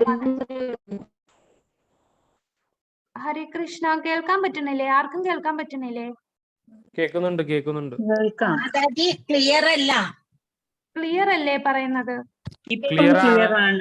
ഇടയ്ക്ക് ഒന്ന് ബ്രേക്ക് ആയി. മാഡത്തിന്റെ റേഞ്ചിന്റെ പ്രോബ്ലം ഉണ്ടെന്ന് തോന്നുന്നു അവിടെ, അതുകൊണ്ടായിരിക്കും അവിടെ ക്ലിയർ ആവാത്തെന്ന് തോന്നുന്നു കേട്ടോ. ഓക്കെ. ഇപ്പൊ ക്ലിയർ ആണോ പറയണത്? ഇപ്പൊ ക്ലിയർ ആണ്, എല്ലാവർക്കും ക്ലിയർ ആണ്. അത് സ്റ്റാർട്ടിങ് തൊട്ട് പറഞ്ഞാൽ നന്നായിരുന്നു. ഈ ബ്രഹ്മാണ്ടത്തിന്റെ ബ്രഹ്മാണ്ടം തൊട്ട് പറയാം. ഓക്കെ. ബ്രഹ്മാണ്ടം. അപ്പൊ കാരണോദകശായി വിഷ്ണു ഭഗവാന്റെ ഒരു വിസ്തരണമാണ് കാരണോദകശായി വിഷ്ണു. ഈ കാരണോദകശായി വിഷ്ണു ശ്വാസോച്ഛ്വാസം എടുക്കുമ്പോൾ അദ്ദേഹത്തിന്റെ രോമങ്ങളിൽ നിന്ന്, ആ ശരീരത്തിലെ രോമകൂപങ്ങളിൽ നിന്നും വരുന്നതാണ് ഓരോ ബ്രഹ്മാണ്ടം. കോടിക്കണക്കിന് ബ്രഹ്മാണ്ടങ്ങളാണ് ആ ശരീരത്തിൽ നിന്നും വരുന്നത്. ഈ സ്വർണ്ണ കളറിൽ ഇരിക്കുന്നില്ലേ, ഇതാണ് ബ്രഹ്മാണ്ടം. അതില് അദ്ദേഹത്തിന്റെ ആ ഒരു ദൃഷ്ടിയാണ്, ആ ഗ്ലാൻസ് ആണ് ശംഭു എന്ന് പറയുന്നത്. ആ ദൃഷ്ടി ആദ്യം രമാദേവിയിൽ പതിക്കുന്നു. ആ രമാദേവിയുടെ നിഴലാണ് മായാദേവി, ദുർഗാദേവിയായിട്ട് വരുന്നത്. അപ്പം ശംഭുവും ദേവിയും ദേവീധാമം അല്ലെ മഹേശധാമം എന്നാണ് ഈ ഭൗതിക ലോകത്തെ പറയുന്നത്. അപ്പൊ ശംഭുവും ദേവിയുമാണ് ഈ ഭൗതിക ലോകത്തെ പരിപാലിക്കുന്നത്.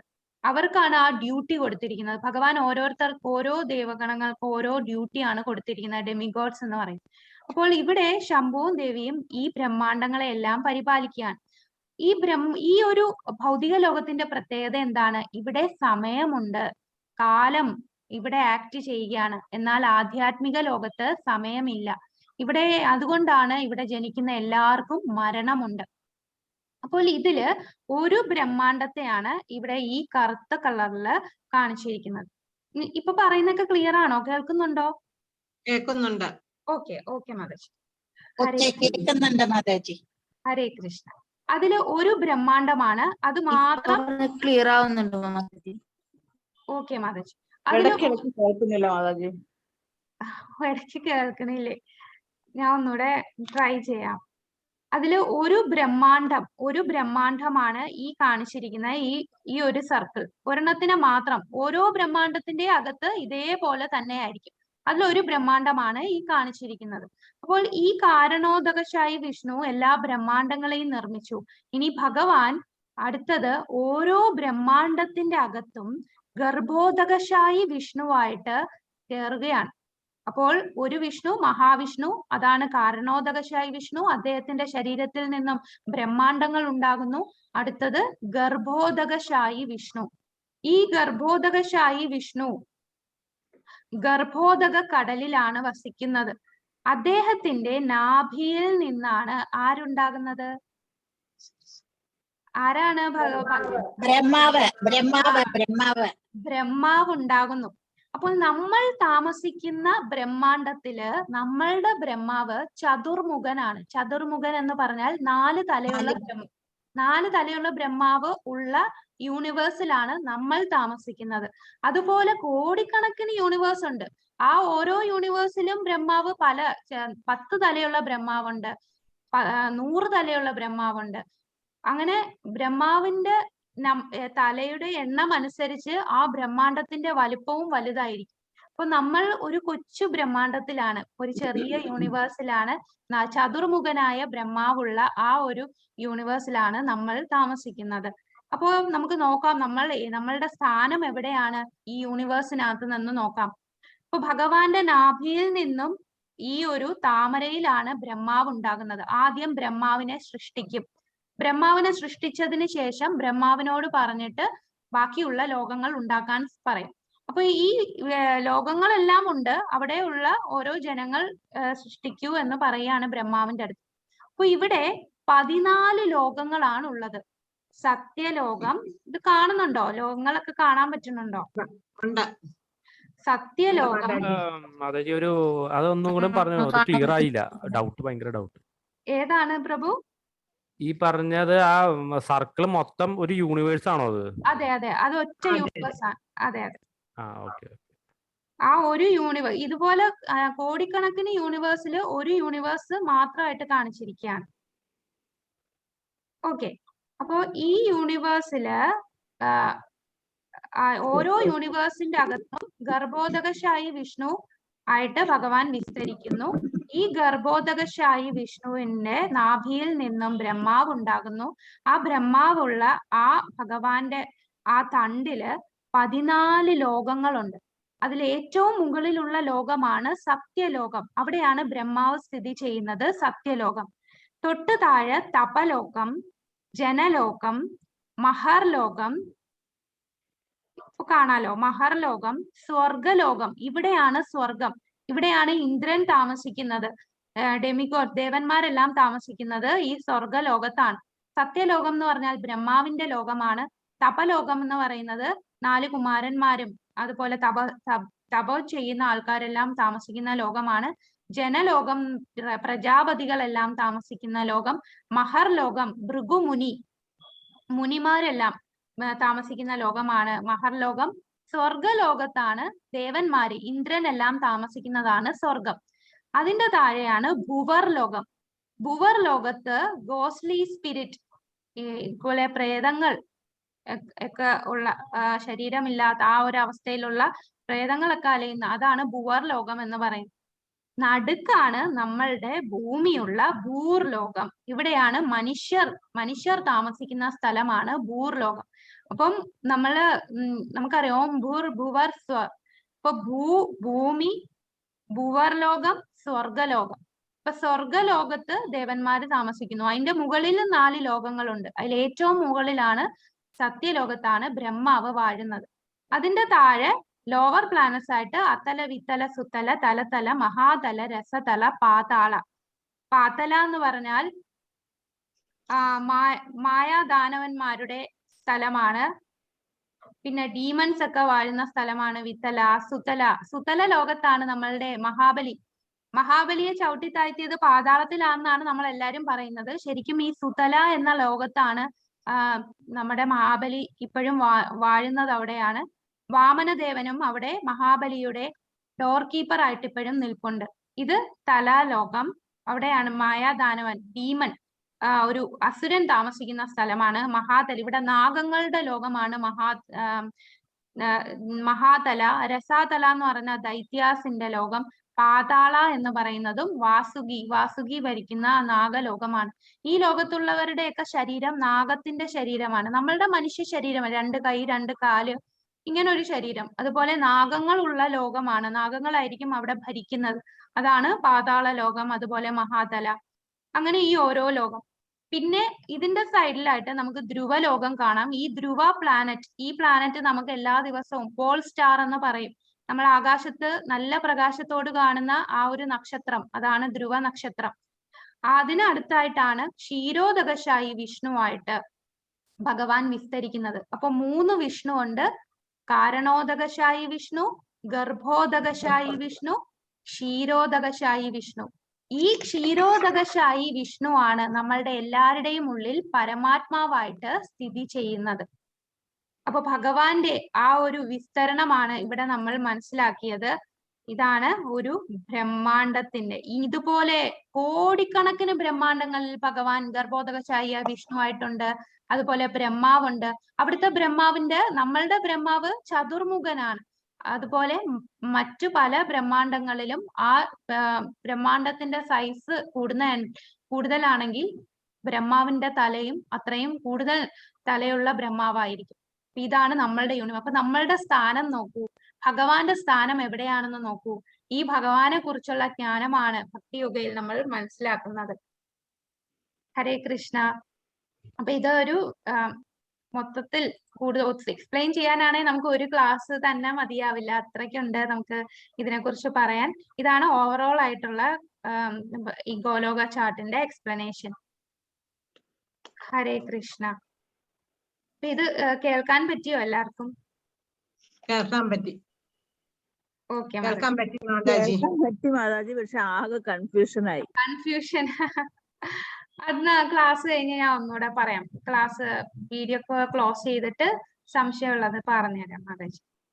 ഓക്കെ, അപ്പൊ നമുക്ക് ബാക്കി 7ാം അധ്യായത്തിന്റെ ബാക്കി നമുക്ക് നോക്കാം. ഇപ്പോ ഭഗവാന്റെ ഭിന്നമായ ഭൗതിക പ്രകൃതിയെ കുറിച്ചാണ് ഈ പറഞ്ഞത്. ഇനി 7.5 ശ്ലോകം നോക്കാം. അപരേയമിതസ്ത്വന്യാം പ്രകൃതിം വിദ്ധി മേ പരാം ജീവഭൂതാം മഹാബാഹോ യേദം ധാര്യത്തെ ജഗത്. ഇവയ്ക്ക് പുറമെ ഇപ്പൊ പറഞ്ഞ ഭിന്നമായ പ്രകൃതി, ഭൗതിക പ്രകൃതിക്ക് പുറമെ ഹേ മഹാബാഹുവായ അർജുന, എനിക്ക് മറ്റൊരു ഉത്കൃഷ്ട ശക്തി കൂടിയുണ്ട്. ഈ താഴ്ന്ന തരം ഭൗതിക പ്രകൃതിയുടെ വിഭവങ്ങളെ ചൂഷണം ചെയ്യുന്ന ജീവഗണങ്ങളാണ്. അപ്പൊ ഈ ഭൗതിക പ്രകൃതിയിലെ ഭിന്നമായ ശക്തി എന്ന് പറഞ്ഞു. അത് ഏതൊക്കെയാണോ? പഞ്ചഭൂതങ്ങളും സൂക്ഷ്മമായിട്ടുള്ള മനസ്സ്, ബുദ്ധി, മിഥ്യാഹങ്കാരം. ഇതുകൂടാതെ ഏറ്റവും ഉത്കൃഷ്ടമായ ശക്തി, അതാണ് നമ്മളുടെ ആത്മാവ്. നമ്മൾ എല്ലാരും ഭഗവാന്റെ അംശമാണ്. നമ്മൾ അത്രയും ഉത്കൃഷ്ടമാണ്. നമുക്കൊരിക്കലും മരണമില്ല. നമ്മളെ ശരീരം മാത്രമേ മരിക്കുന്നുള്ളൂ. ഭഗവത് അംശമാണ്. ക്വാളിറ്റി വെച്ച് നോക്കുമ്പോൾ ഒരു കടലിലെ ഒരു തുള്ളി വെള്ളം എടുക്കുമ്പോഴും രണ്ടും ഉപ്പ് രസം തന്നെ. എന്നാൽ കടൽ എത്ര മാത്രമുണ്ട്, എന്നാൽ ഒരു തുള്ളി കടൽ വെച്ച് നമുക്ക് കമ്പയർ ചെയ്യാൻ പോലും പറ്റില്ല, അല്ലെ? അപ്പൊ നമ്മൾ ഭഗവാന്റെ ഒരു ചെറിയ അംശം മാത്രമാണ്. എന്നാൽ ഗുണം വെച്ച് നമ്മളും സച്ചിദാനന്ദമാണ്. ഭൗതിക പ്രകൃതിയെക്കാളും ശ്രേഷ്ഠമാണ് ഈ ജീവാത്മാവ്. പക്ഷെ ഈ ജീവാത്മാവ് ഭൗതിക പ്രകൃതിയിൽ വന്ന് വീഴുമ്പോൾ നമ്മൾ അതെല്ലാം മറക്കുന്നു. നമുക്ക് ആ ശക്തിയുണ്ട്, ഭക്തിയുത സേവനം ചെയ്യാൻ ആ ശക്തി നമുക്ക് ഭഗവാൻ തന്നിട്ടുണ്ട്. ഭൗതിക പ്രകൃതിയെ നമുക്ക് മറികടക്കാൻ സാധിക്കും. ഭഗവാന്റെ ഉപദേശം അനുസരിച്ച് പ്രവർത്തിച്ചാൽ മാത്രം മതി. ഭൗതിക പ്രകൃതിക്ക് നമ്മളെ ഒന്നും ചെയ്യാൻ സാധിക്കില്ല. കാരണം ഭൗതിക പ്രകൃതിയും ഭഗവാന്റെയാണ്, ഈ ആത്മാവും ഭഗവാന്റെയാണ്. അപ്പൊ നമ്മളും ഭഗവാന്റെയാണ്, ഭൗതിക പ്രകൃതിയും നമ്മൾ ഭഗവാന്റെയാണ്. എന്നാൽ ഭൗതിക പ്രകൃതിയുടെ ആ ഒരു ബന്ധനത്തിൽപ്പെട്ട് നമ്മൾ ഭഗവാനെ മറന്ന് ജീവിക്കുന്നു. എന്നാൽ നമുക്ക് ആ ബന്ധനത്തെ വിച്ഛേദിക്കാനുള്ള ശക്തി നമ്മളുടെ ഉള്ളിലുണ്ട്. നമ്മൾ അതിനു വേണ്ടി ശ്രമിച്ചാൽ മാത്രം മതി. ഭഗവാന്റെ ഉപദേശം അനുസരിച്ച് ജീവിച്ചാൽ മാത്രം മതി. അതാണ് ഈ 5ാമത്തെ ശ്ലോകത്തിൽ പറയുന്നു. ഇനി 7ാമത്തെ ശ്ലോകത്തിൽ വളരെ ഇമ്പോർട്ടന്റ് ആയിട്ടുള്ള ശ്ലോകമാണ്. മത്തപരതരം നന്യാത് കിഞ്ചിദസ്തി ധനഞ്ജയ മയി സർവമിതം പ്രോത്തം സൂത്രേ മണിഗണ ഇവ. ഹേ ധനഞ്ജയ, എന്നേക്കാൾ ശ്രേഷ്ഠമായ ഒരു സത്യമില്ല. മുത്തുകൾ നൂലിന്മേൽ എന്ന പോലെ സർവവും എന്നിൽ ഇണക്കി കോർക്കപ്പെട്ടിരിക്കുന്നു. നമ്മൾ ഈ കാണുന്ന ഭൂമിയും ഈ കാണുന്ന എല്ലാ ശക്തികളും, നമ്മളെ തന്നെ നോക്കിയാലും നമ്മളുടെ ഈ ശരീരത്തിലെ ഓരോ അവയവങ്ങൾ എങ്ങനെയാണ് വർക്ക് ചെയ്യുന്നത്, നമ്മളുടെ ഈ ബുദ്ധി, ഇതെല്ലാം നമുക്ക് കാണാൻ പറ്റില്ലെങ്കിലും ഒരു മാല എടുക്കുമ്പോൾ മുത്തുകൾ ഇങ്ങനെ അടുക്കി ഇരിക്കുന്ന കാണാം. എന്നാൽ ആ മുത്തുകൾ അവിടെ ഇരിക്കുന്നത് ആര് കാരണമാണ്?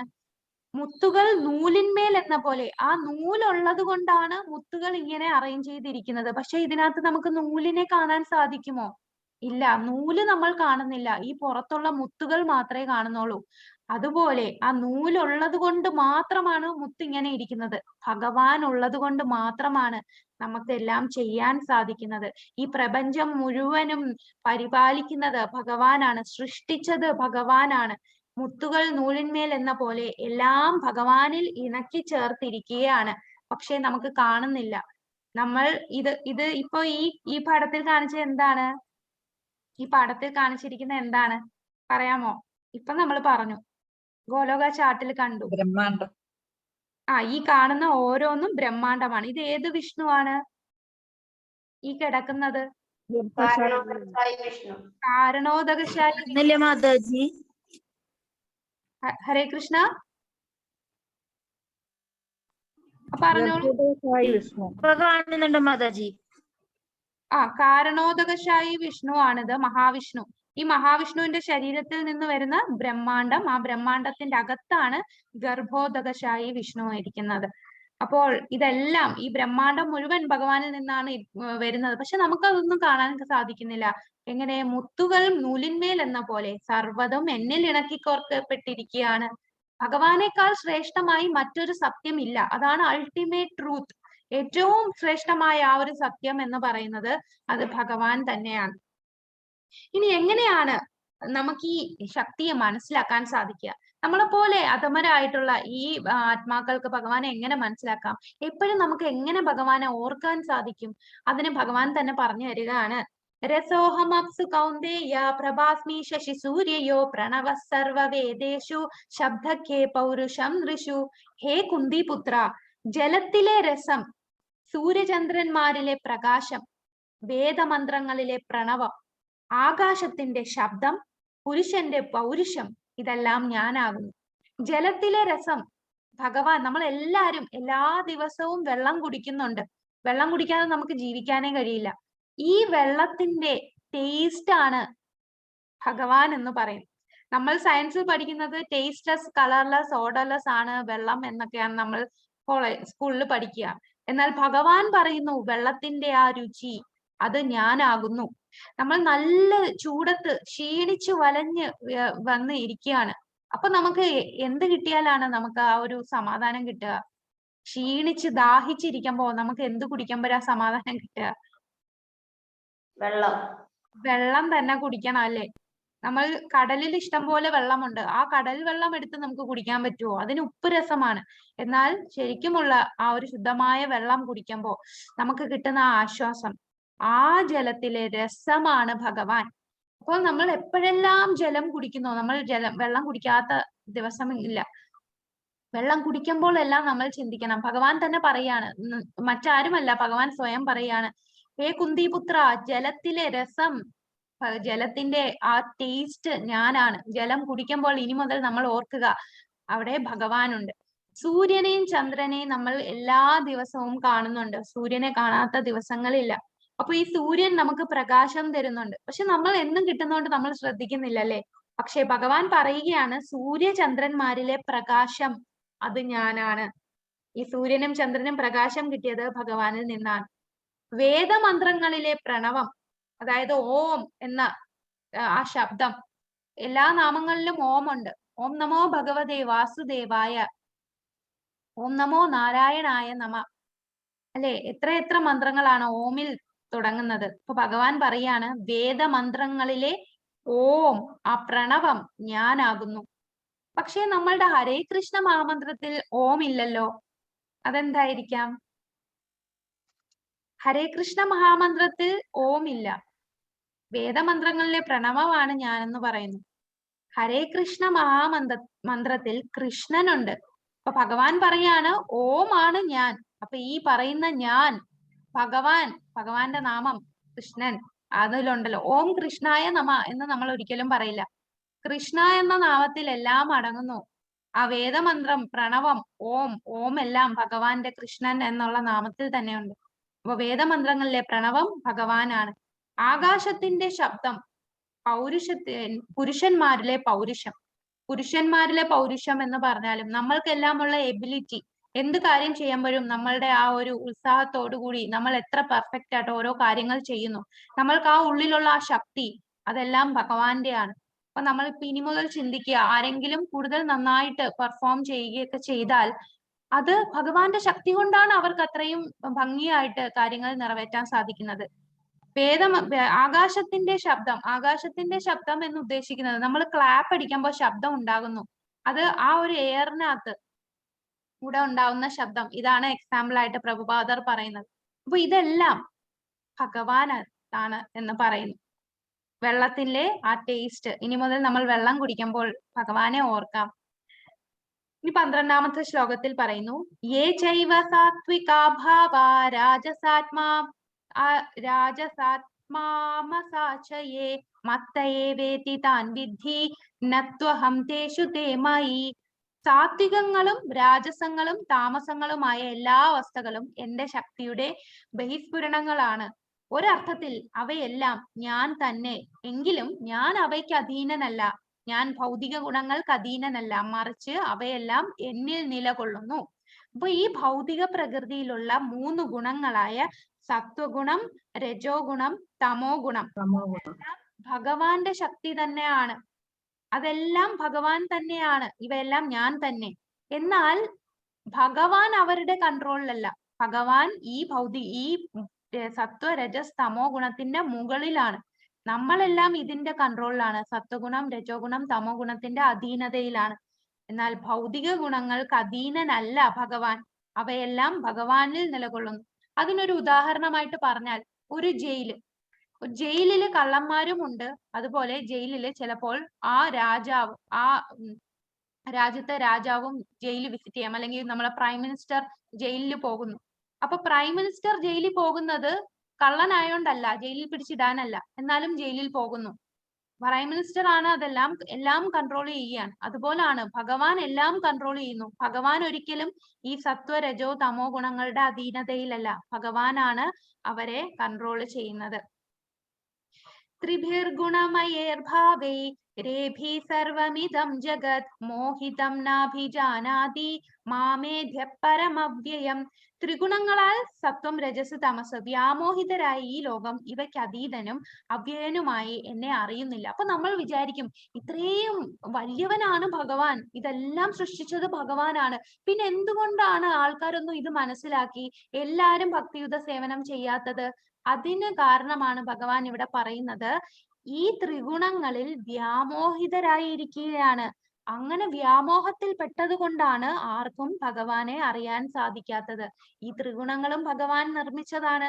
ഇത് നിർമ്മിച്ച് ഇതിൽ പെട്ടുപോയി ആ ഇല്യൂഷനിലായതുകൊണ്ട് നമുക്ക് ഭഗവാനെ മനസ്സിലാക്കാൻ സാധിക്കുന്നില്ല.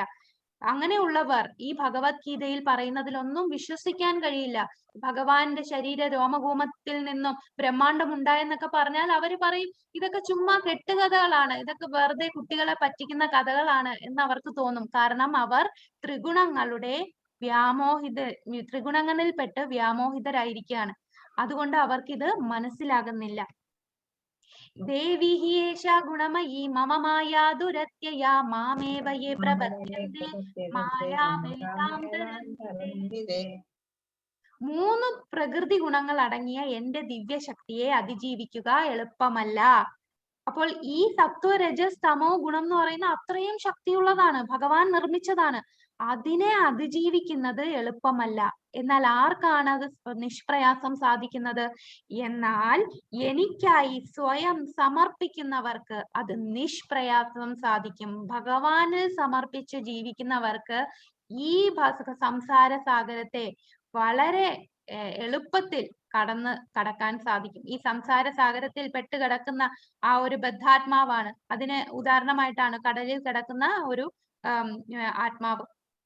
ഈ സംസാര സാഗരത്തിൽ പെട്ടുകിടക്കുമ്പോൾ നമ്മൾ എപ്പോ ഭഗവാനെ മനസ്സിലാക്കി ഭഗവാന്റെ ഭക്തിയുത സേവനം ചെയ്തു തുടങ്ങുന്നുവോ, നമ്മൾ 2 കൈയും കിട്ടി ഭഗവാനെ വിളിക്കുന്നുവോ, ഭഗവാൻ എളുപ്പത്തിൽ നമ്മളെ ഈ സംസാര സാഗരത്തിൽ നിന്നും രക്ഷിക്കുകയാണ് ചെയ്യുന്നത്. അല്ലാതെ ഭഗവാന് സമർപ്പിക്കാതെ നമുക്ക് ഇതിനെ അതിജീവിക്കുക എളുപ്പമല്ല. നമാം ദുഷ്കൃതിനോ മൂഢാ പ്രപദ്യന്തേ നരാധമാ മായയാ കൃതജ്ഞാന ആസുരം ഭാവമാശ്രിത. ഇനി 4 കൂട്ടം ആൾക്കാര്, ഈ 4 കൂട്ടം ആൾക്കാർക്ക് ഭഗവാനെ മനസ്സിലാക്കാൻ സാധിക്കില്ല. 4 വിധത്തിലുള്ളവർ ഭഗവാനെ ശരണം പ്രാപിക്കുന്നില്ല. ആരൊക്കെയാണ് ആ 4 പേർ? നമാം ദുഷ്കൃതിനോ മൂഢ, ദുഷ്കൃതരായ മൂഢന്മാരും മനുഷ്യാധമന്മാരും മായയാൽ അപഹരിക്കപ്പെട്ട ജ്ഞാനത്തോടു കൂടിയവരും നിരീശ്വരവാദികളും. അങ്ങനെ 4 കൂട്ടരാണ്. ആദ്യത്തത് മൂഢന്മാർ. മൂഢന്മാർക്ക് ഉദാഹരണമായി പറയുന്നത് ഒരു കഴുതയാണ്. കഴുത എന്താ ചെയ്യുക? കഴുത എന്ന് പറഞ്ഞാൽ യജമാനൻ ഒരു ലോഡ് ആ കഴുതയുടെ പുറത്ത് വെച്ചു കൊടുക്കും. എന്തിനാ കഴുത ഇത്രയും കഷ്ടപ്പെട്ട് യജമാനന്റെ അടിമയായിട്ട് ഇരിക്കുന്നത്? പുല്ല് കിട്ടാനാണ്. എന്നാൽ കഴുതയ്ക്ക് അറിയില്ല, ചുമ്മാ അങ്ങ് നടന്നു പോയാൽ മതി, നമുക്ക് എല്ലായിടത്തും പുല്ല് കിട്ടും. അതുപോലുള്ള മനുഷ്യർ, അവർ ഭൗതിക ഇന്ദ്രിയ സുഖത്തിന് വേണ്ടി ഭഗവാനെ ഓർക്കുകയില്ല.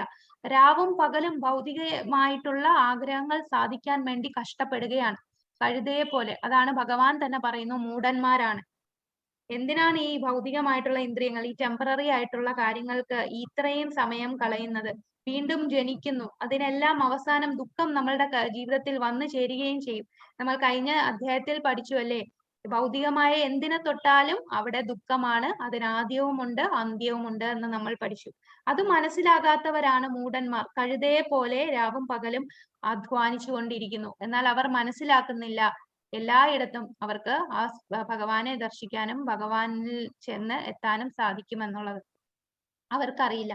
രണ്ടാമത്തത് നരാധമന്മാർ, മനുഷ്യാധമന്മാർക്ക് ഒരു ഭഗവാന്റെ ഈ സ്ക്രിപ്റ്റേഴ്സില്, ശാസ്ത്രങ്ങളിൽ ഒരു വിശ്വാസവുമില്ല. അവർ ശാസ്ത്രങ്ങളിൽ പറയുന്നതിന് വിരുദ്ധമായിട്ടുള്ള കാര്യങ്ങളായിരിക്കും ചെയ്യുന്നത്. എല്ലാ അനീതിയും അക്രമവും എല്ലാം കാണിച്ചുകൊണ്ടിരിക്കുന്നതാണ് മനുഷ്യന്മാരിൽ അധമനായിട്ടുള്ളവർ. മായയാൽ അപഹരിക്കപ്പെട്ടവരാണ് മൂന്നാമത്തെ തരം ആൾക്കാർ. മായയാൽ അപഹരിക്കപ്പെട്ട ജ്ഞാനമുള്ളവർ, അതായത് ഈ ഭൗതിക ലോകത്ത് ഭയങ്കര എഡ്യൂക്കേറ്റഡ് ആയിട്ടുള്ളവർ, സയന്റിസ്റ്റ് ആയിട്ടുള്ളവർ, അവര് കൂടുതൽ കൂടുതൽ പഠിച്ചത് കൊണ്ട് ഞാൻ വലിയ ജ്ഞാനിയാണ് എന്നുള്ള ആ ഒരു ഈഗോ ഉള്ളതിനാൽ അവർക്ക് ഈ ആധ്യാത്മിക ജ്ഞാനമെല്ലാം ഇതൊക്കെ വളരെ സില്ലി ആയിട്ടുള്ള ജ്ഞാനമാണ്, ഇതൊക്കെ ചുമ്മാ കെട്ടുകഥകളാണ് എന്നുള്ള തോന്നൽ അവർക്കുണ്ടാകും. അവർ ഒരിക്കലും അവരുടെ ജ്ഞാനം ഭഗവാനെ അറിയാനായിട്ട് ശ്രമിക്കുന്നില്ല. അവർ മാറ്റർ മാത്രമേ പറയുന്നുള്ളൂ, സ്പിരിറ്റിനെ കുറിച്ച് പറയുന്നില്ല. അവർ ജഡവസ്തുക്കളെ മാത്രമേ പഠിക്കുന്നുള്ളൂ. അവർ ആധ്യാത്മികമായ ആത്മാവിനെ കുറിച്ച് പഠിക്കുന്നില്ല. അവർ വലിയ ജ്ഞാനികളാണ്, വലിയ പഠിത്തമുണ്ട് എന്നുള്ള ആ വ്യാമോഹത്തിൽപ്പെട്ട് ഭഗവാനെ മനസ്സിലാക്കുന്നില്ല. അതാണ് മൂന്നാമത്തെ തരം മായയാൽ അപഹരിക്കപ്പെട്ട ജ്ഞാനമുള്ളവർ. നാലാമത്തെ തരം ആൾക്കാരാണ് നിരീശ്വരവാദികൾ. നിരീശ്വരവാദികളാണ് എയ്ത്തിസ്റ്റ് ആയിട്ടുള്ള ആൾക്കാര്. അവര് ഭഗവാനെ ഒരിക്കലും അക്സെപ്റ്റ് ചെയ്യില്ല. അങ്ങനെയുള്ളവരാണ് നിരീശ്വരവാദികൾ. അതിൽ ഉദാഹരണമായിട്ട് രാവണൻ, എല്ലാ കാര്യങ്ങളും അറിയാം, രാവണൻ ദൈവത്തിന്റെ എല്ലാം അറിയാം, പക്ഷെ ഒരിക്കലും ദൈവമാണെന്ന് അവർക്ക് ഭഗവാൻ ആണ് എന്ന് അവർക്ക് അക്സെപ്റ്റ് ചെയ്യാൻ ഒരിക്കലും സാധിക്കില്ല. ഇങ്ങനെ ഉണ്ട് എന്നൊക്കെ തിയററ്റിക്കൽ ആയിട്ടുള്ള ജ്ഞാനം കാണും, പക്ഷെ അത് ഭഗവാനാണെന്നുള്ള ആ ഒരു അക്സെപ്റ്റൻസ് അവർക്ക് ഒരിക്കലും സാധിക്കാത്തതാണ് നിരീശ്വരവാദികൾ. അങ്ങനെ ഈ 4 കൂട്ടർ ഭഗവാനെ ശരണം പ്രാപിക്കുന്നില്ല എന്ന് ഭഗവാൻ പറയുന്നു. ഇനി അടുത്ത ശ്ലോകത്തിൽ ഭഗവാൻ പറയുന്നു, 4 കൂട്ടർ ഭഗവാനെ അന്വേഷിക്കുന്നവരാണ്, ഭഗവാനിൽ എത്തിച്ചേരും. ആരൊക്കെയാണ്? ചതുർവിധാം ഭജന്തേ മാം ജന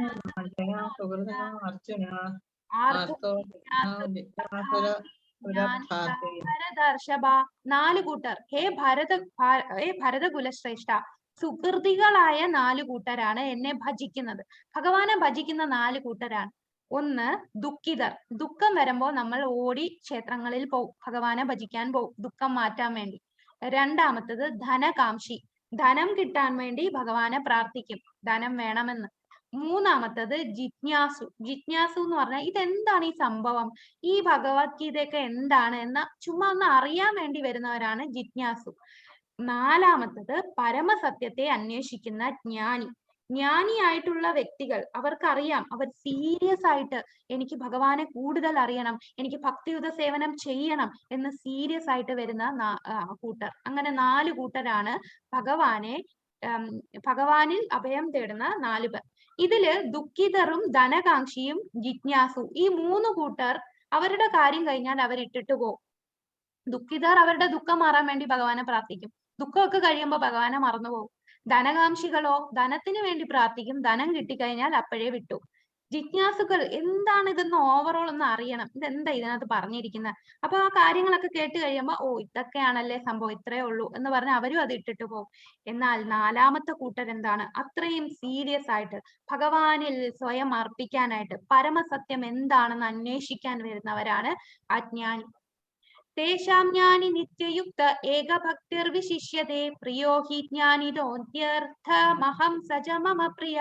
ജ്ഞാനസഹിതമായ ശുദ്ധഭക്തിയുത സേവന നിരതനായിരിക്കുന്നവനാണ് ഇവരിൽ വെച്ച് ഉത്തമൻ. അയാൾ ഞാൻ ഏറ്റവും പ്രിയപ്പെട്ടവനാണെന്ന് അയാൾ എനിക്കും. അപ്പൊ ഈ 4 പേരിൽ ഏറ്റവും ഭഗവാൻ ഏറ്റവും പ്രിയപ്പെട്ടത് ആരായിരിക്കും? സ്വാഭാവികമായിട്ട് ആരായിരിക്കും 4 പേരിൽ ഏറ്റവും? 4 പേരിൽ ജ്ഞാനിയാണല്ലേ. ജ്ഞാനി അത്രയും സീരിയസ് ആയിട്ട് ഭഗവാനെ അറിയാൻ വന്നവരാണ് ജ്ഞാനി. അവർ ഭഗവാനിൽ സ്വയം അർപ്പിക്കുകയാണ്, ഭക്തിയുത സേവന നിരതരായി നിൽക്കുന്നവരാണ്. അപ്പൊ ഭഗവാൻ തന്നെ പറയുകയാണ് ഇവരിൽ വെച്ച് ഉത്തമൻ ജ്ഞാനിയാണ്, ഏറ്റവും ഉത്തമൻ. അയാൾക്ക് ഞാൻ ഏറ്റവും പ്രിയപ്പെട്ടവനാണ്, അയാൾ എനിക്കും പ്രിയപ്പെട്ടവനാണ്. ദുഃഖിതർ, ജിജ്ഞാസുക്കൾ, ധനാർത്ഥികൾ, ജ്ഞാനികൾ എന്നിവർ ഭൗതികാഭിലാഷങ്ങളായ മാലിന്യങ്ങളിൽ നിന്ന് മോചിതരായാൽ അവർക്ക് ശുദ്ധഭക്തമാകാം. അവരിൽ പരമസത്യത്തെക്കുറിച്ച് അറിവുള്ളവനും ഭൗതികങ്ങളായ എല്ലാ ആശയങ്ങളിൽ നിന്നും വിമുക്തി നേടിയവനുമാണ് ഭഗവാന്റെ ശുദ്ധഭക്തൻ. ഈ 4 കൂട്ടരിൽ വെച്ച് ജ്ഞാനിയും ഭഗവത് സേവന കർമ്മത്തിൽ സദാ നിരതനുമായ ഭക്തനാണ് ഉത്തമൻ എന്ന് ഭഗവാൻ പറയുന്നു. ആർത്തനും ജിജ്ഞാസുവും ധനാഗ്രാഹിയും ജ്ഞാനിയും എല്ലാം ശുദ്ധഭക്തരുമായുള്ള സമ്പർക്കത്താൽ സ്വയം വിശുദ്ധരായിരിക്കും. അപ്പൊ ഈ പറഞ്ഞ 4 കൂട്ടർക്കും അവിടെ ചാൻസ് ഉണ്ട്. 4ാമത്തെ ആള് ഏറ്റവും ഉത്തമമാണ്. ബാക്കിയുള്ള 3 കൂട്ടർക്കും ഭഗവാനിൽ എത്താൻ അവർക്ക് ഒരു ചാൻസ് ഉണ്ട്. ഇത് ഫസ്റ്റ് സ്റ്റെപ്പാണ്. ദുഃഖം വന്നാൽ പോലും അവർ ഭഗവാനെ അല്ലേ അപ്രോച്ച് ചെയ്തത്. ധനത്തിന് വേണ്ടിയും അവർ ഭഗവാനിലല്ലേ എത്തിയത്. അവർക്ക് ധനം കിട്ടിപ്പോയാൽ പോലും ശുദ്ധഭക്തന്മാരുമായിട്ടുള്ള ഒരു അസോസിയേഷൻ കാരണം, ശുദ്ധഭക്തന്മാരുമായിട്ടുള്ള സമ്പർക്കം കാരണം അവർക്കും ജ്ഞാനിയെ പോലെ വിശുദ്ധ ഭക്തിയിലേക്ക് ഉയരാൻ സാധിക്കും. അപ്പൊ ഈ 4 കൂട്ടരാണ് സുഹൃതികൾ എന്ന് തന്നെയാണ്, പയസ്സായിട്ടുള്ള ആൾക്കാരെന്നാണ് ഭഗവാൻ തന്നെ പറയുന്നത്. ഇതില് ഒരു ഉദാഹരണം നമുക്ക് പറയാം. ദുഃഖിതനായിട്ടുള്ളതിന് ഉദാഹരണമാണ് ഗജേന്ദ്രൻ. ഗജേന്ദ്രനെ അറിയാമോ? ആരാണ് ഗജേന്ദ്രൻ? കുട്ടികൾക്കൊക്കെ നന്നായിട്ട് അറിയായിരിക്കും. ഗജേന്ദ്രൻ ആരാണ്? മുതല കടിച്ച ആനയല്ലേ? അത് തന്നെ ഗജേന്ദ്രൻ. ഗജേന്ദ്രൻ എന്ന ആന ദുഃഖം വന്നപ്പോ ഭഗവാനെ വിളിക്കുകയാണ്. ഹൂഹു എന്ന ഒരു ഗന്ധർവൻ മുതലയായിട്ട് വന്നു. ആ മുതല വെള്ളത്തിൽ കുളിക്കാൻ ഇറങ്ങിയപ്പോൾ ആനയുടെ കാലിൽ വർഷങ്ങളോളം, 1000-ഓളം വർഷം ഇങ്ങനെ കടിച്ചു വെക്കുകയാണ്. അങ്ങനെ ഭഗവാനെ അവസാനം അഭയം തേടുകയാണ്. തന്റെ കൂടെയുള്ള ബാക്കിയുള്ള ആനകളെല്ലാം ശ്രമിച്ചിട്ടും രക്ഷിക്കാനായില്ല. അങ്ങനെ അവരെല്ലാം ഇട്ടിട്ട് പോകുമ്പോൾ അഭയം മറ്റാരുമില്ല, ഭഗവാൻ മാത്രമേ ഉള്ളൂ. അതുപോലെ ദ്രൗപദി വസ്ത്രാക്ഷേപ സമയം തന്റെ ഭർത്താവ്, തന്റെ ഗുരുജനങ്ങൾ ആരും സഹായത്തിനില്ല. അവസാനം 2 കൈയും നീട്ടി ഭഗവാനെയാണ് ശരണം പ്രാപിച്ചത്. അതാണ് ദുഃഖിതനുള്ള ഒരു ഉദാഹരണം. ധനകാംക്ഷിക്കുള്ള ഉദാഹരണമാണ് ഇതാരാണ്? പറഞ്ഞോളൂ, കുട്ടികൾക്കെല്ലാം നന്നായിട്ട് അറിയാവുന്ന കഥയാണ്. ഈ പടം ആരുടെയാണ്? ഏത് രാജാവാണ്? അറിയോ? ഉത്താനപാദർ എന്ന രാജാവിന് 2 ഭാര്യമാരുണ്ട്. പറഞ്ഞോളൂ, ആരാണ്? ഏത്? ധ്രുവൻ. അതെ, ഉത്താനപാദർ എന്ന രാജാവിന് 2 ഭാര്യമാരുണ്ട്, സുനീതിയും സുരീജിയും. സുനീതിയാണ് ആദ്യത്തെ ഭാര്യ. ആദ്യത്തെ ഭാര്യയിലുള്ള മകനാണ് ധ്രുവൻ. സുരുചിക്ക് ഒരു മകനുണ്ട്. അപ്പോ സുരുചി 2ാമത്തെ ഭാര്യ വളരെ സുന്ദരിയായിട്ടുള്ള ഭാര്യ ആയതുകൊണ്ട് രാജാവിന് കൂടുതൽ ഇഷ്ടവും ആകർഷണവും 2ാമത്തെ ഭാര്യയിലായിരുന്നു. അപ്പൊ 2ാമത്തെ ഭാര്യയുടെ കുട്ടിയോടായിരുന്നു കൂടുതൽ അടുപ്പം. സുനീതിയുടെ മകനായ ധ്രുവൻ ഒരു ദിവസം തന്റെ പിതാവിന്റെ അടുത്ത് മറ്റേ കുട്ടിയെ മടിയിൽ ഇരുത്തിയപ്പോൾ, എനിക്കും അച്ഛന്റെ മടിയിൽ ഇരിക്കണം എന്ന് പറഞ്ഞ് ചെന്നപ്പോൾ സുരുചി എന്ന് പറഞ്ഞാൽ 2ാമത്തെ അമ്മ വന്ന് ആ കുട്ടിയെ ആ മടിയിൽ നിന്ന് വലിച്ച് മാറ്റുകയാണ്. നിനക്ക് രാജാവിന്റെ മടിയിരിക്കാൻ ഒരു യോഗ്യതയുമില്ല. നീ ഭഗവാന്റെ അടുത്ത് നന്നായിട്ട് പ്രാർത്ഥിക്കൂ, നാരായണന്റെ അടുത്ത് പ്രാർത്ഥിക്കൂ, അടുത്ത ജന്മം എന്റെ വയറ്റിൽ എന്റെ മകനായിട്ട് എന്റെ ഗർഭത്തിൽ നീ വരാനായിട്ട്. അങ്ങനെ ഉള്ളവർക്കേ രാജാവിന്റെ മടിയിൽ ഇരിക്കാൻ യോഗ്യതയുള്ളൂ. 5 വയസ്സുള്ള കൊച്ചുകുട്ടിയാണ്. അതിന് ഇത് കേട്ടപ്പോ സഹിക്കാൻ വയ്യ, സങ്കടം കൊണ്ട് അത് അമ്മയുടെ അടുത്ത് ഓടിച്ചെല്ലും. അപ്പൊ അമ്മ എന്താ പറയാ? മോനെ, സത്യമാണ്, നിനക്ക് നിന്റെ ആഗ്രഹം സാധിക്കാനായിട്ട് നീ നാരായണനെ ഭജിച്ചാ മതി.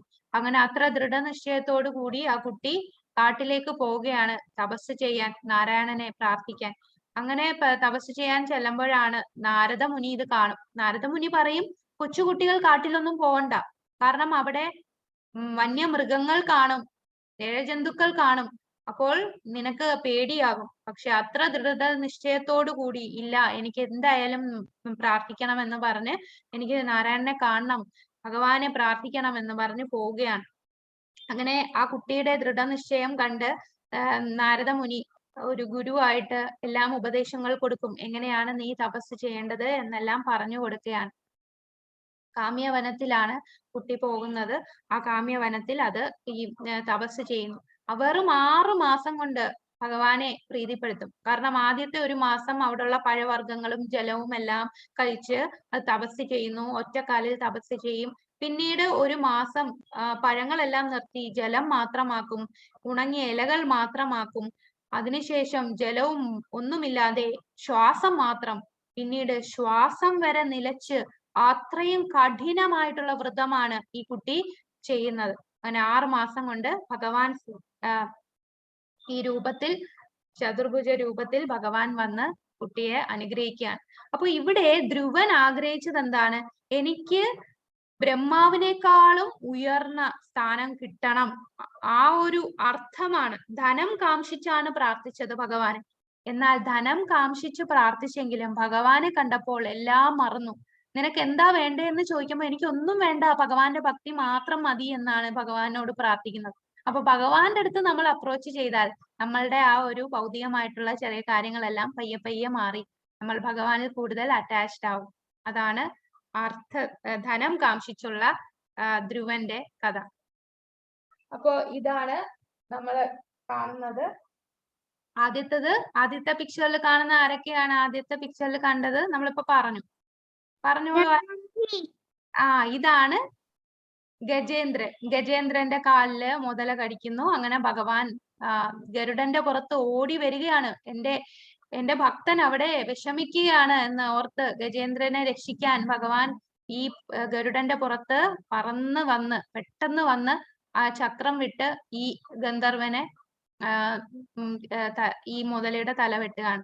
അപ്പൊ ഇവിടെ ഗജേന്ദ്രൻ ഒരു താമര പൂവാണ് ഭഗവാന് ഓഫർ ചെയ്യാൻ. അപ്പൊ അതാണ് പിന്നെ ദ്രൗപദി. അപ്പൊ ഇവർ രണ്ടുപേരും എങ്ങനെയായിരുന്നു? അവർ ദുഃഖിതരായിരുന്നു. ദുഃഖിതരായപ്പോ ഭഗവാന് ശരണം പ്രാപിച്ചു. ഇതും ദുഃഖിതർ ആയിരുന്നു. ഈ പിക്ചറിൽ കാണിച്ചിരിക്കുന്ന ആരാന്ന് അറിയോ? ആർക്കേലും അറിയാമോ? ഇത് ശുകദേവ ഗോസ്വാമി. ശുകദേവ ഗോസ്വാമി ആരാണ്? പറഞ്ഞോളൂ. ശുകദേവ ഗോസ്വാമി ആരുടെ മകനാ? ശുകദേവ ഗോസ്വാമിയുടെ പിതാവിന്റെ പേരെന്താണ്?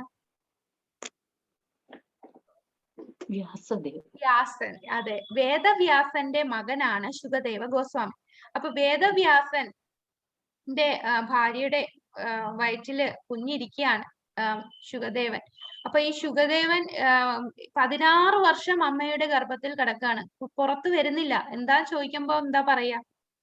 എനിക്ക് ഈ ഭൗതിക ലോകത്ത് വരണ്ട, ഞാൻ ഭഗവാനെ മറന്നുപോകും. അങ്ങനെ അമ്മ വിഷമിച്ച് അത്രയും ദുഃഖിതനായിട്ടിരിക്കുകയാണ്. 16 കൊല്ലം അമ്മയുടെ വയറ്റിൽ കിടക്കുന്നു. അങ്ങനെ ഭഗവാൻ സ്വയം വന്നിട്ട് പറയും, ഇല്ല, നിന്നെ ഭൗതികമായിട്ടുള്ള ഒന്നും ഏൽക്കില്ല, അങ്ങനെ നീ പുറത്തു വരൂ എന്ന് പറയുന്നതാണ് ഈ പിക്ചർ കാണിച്ചിരിക്കുന്നത്. അപ്പൊ അതാണ് ശുകദേവ ഗോസ്വാമി. അപ്പൊ ഈ പിക്ചറിൽ ശ്രീമദ് ഭാഗവതം ഉപദേശിക്കുകയാണ് ആർക്ക്? ഈ ശുകദേവ ഗോസ്വാമി ശ്രീമദ് ഭാഗവതം പരീക്ഷിത്ത് രാജാവിനെ 7 ദിവസം കൊണ്ട് തക്ഷകന്റെ കടിയേറ്റ് മരിക്കും എന്ന് പറഞ്ഞു.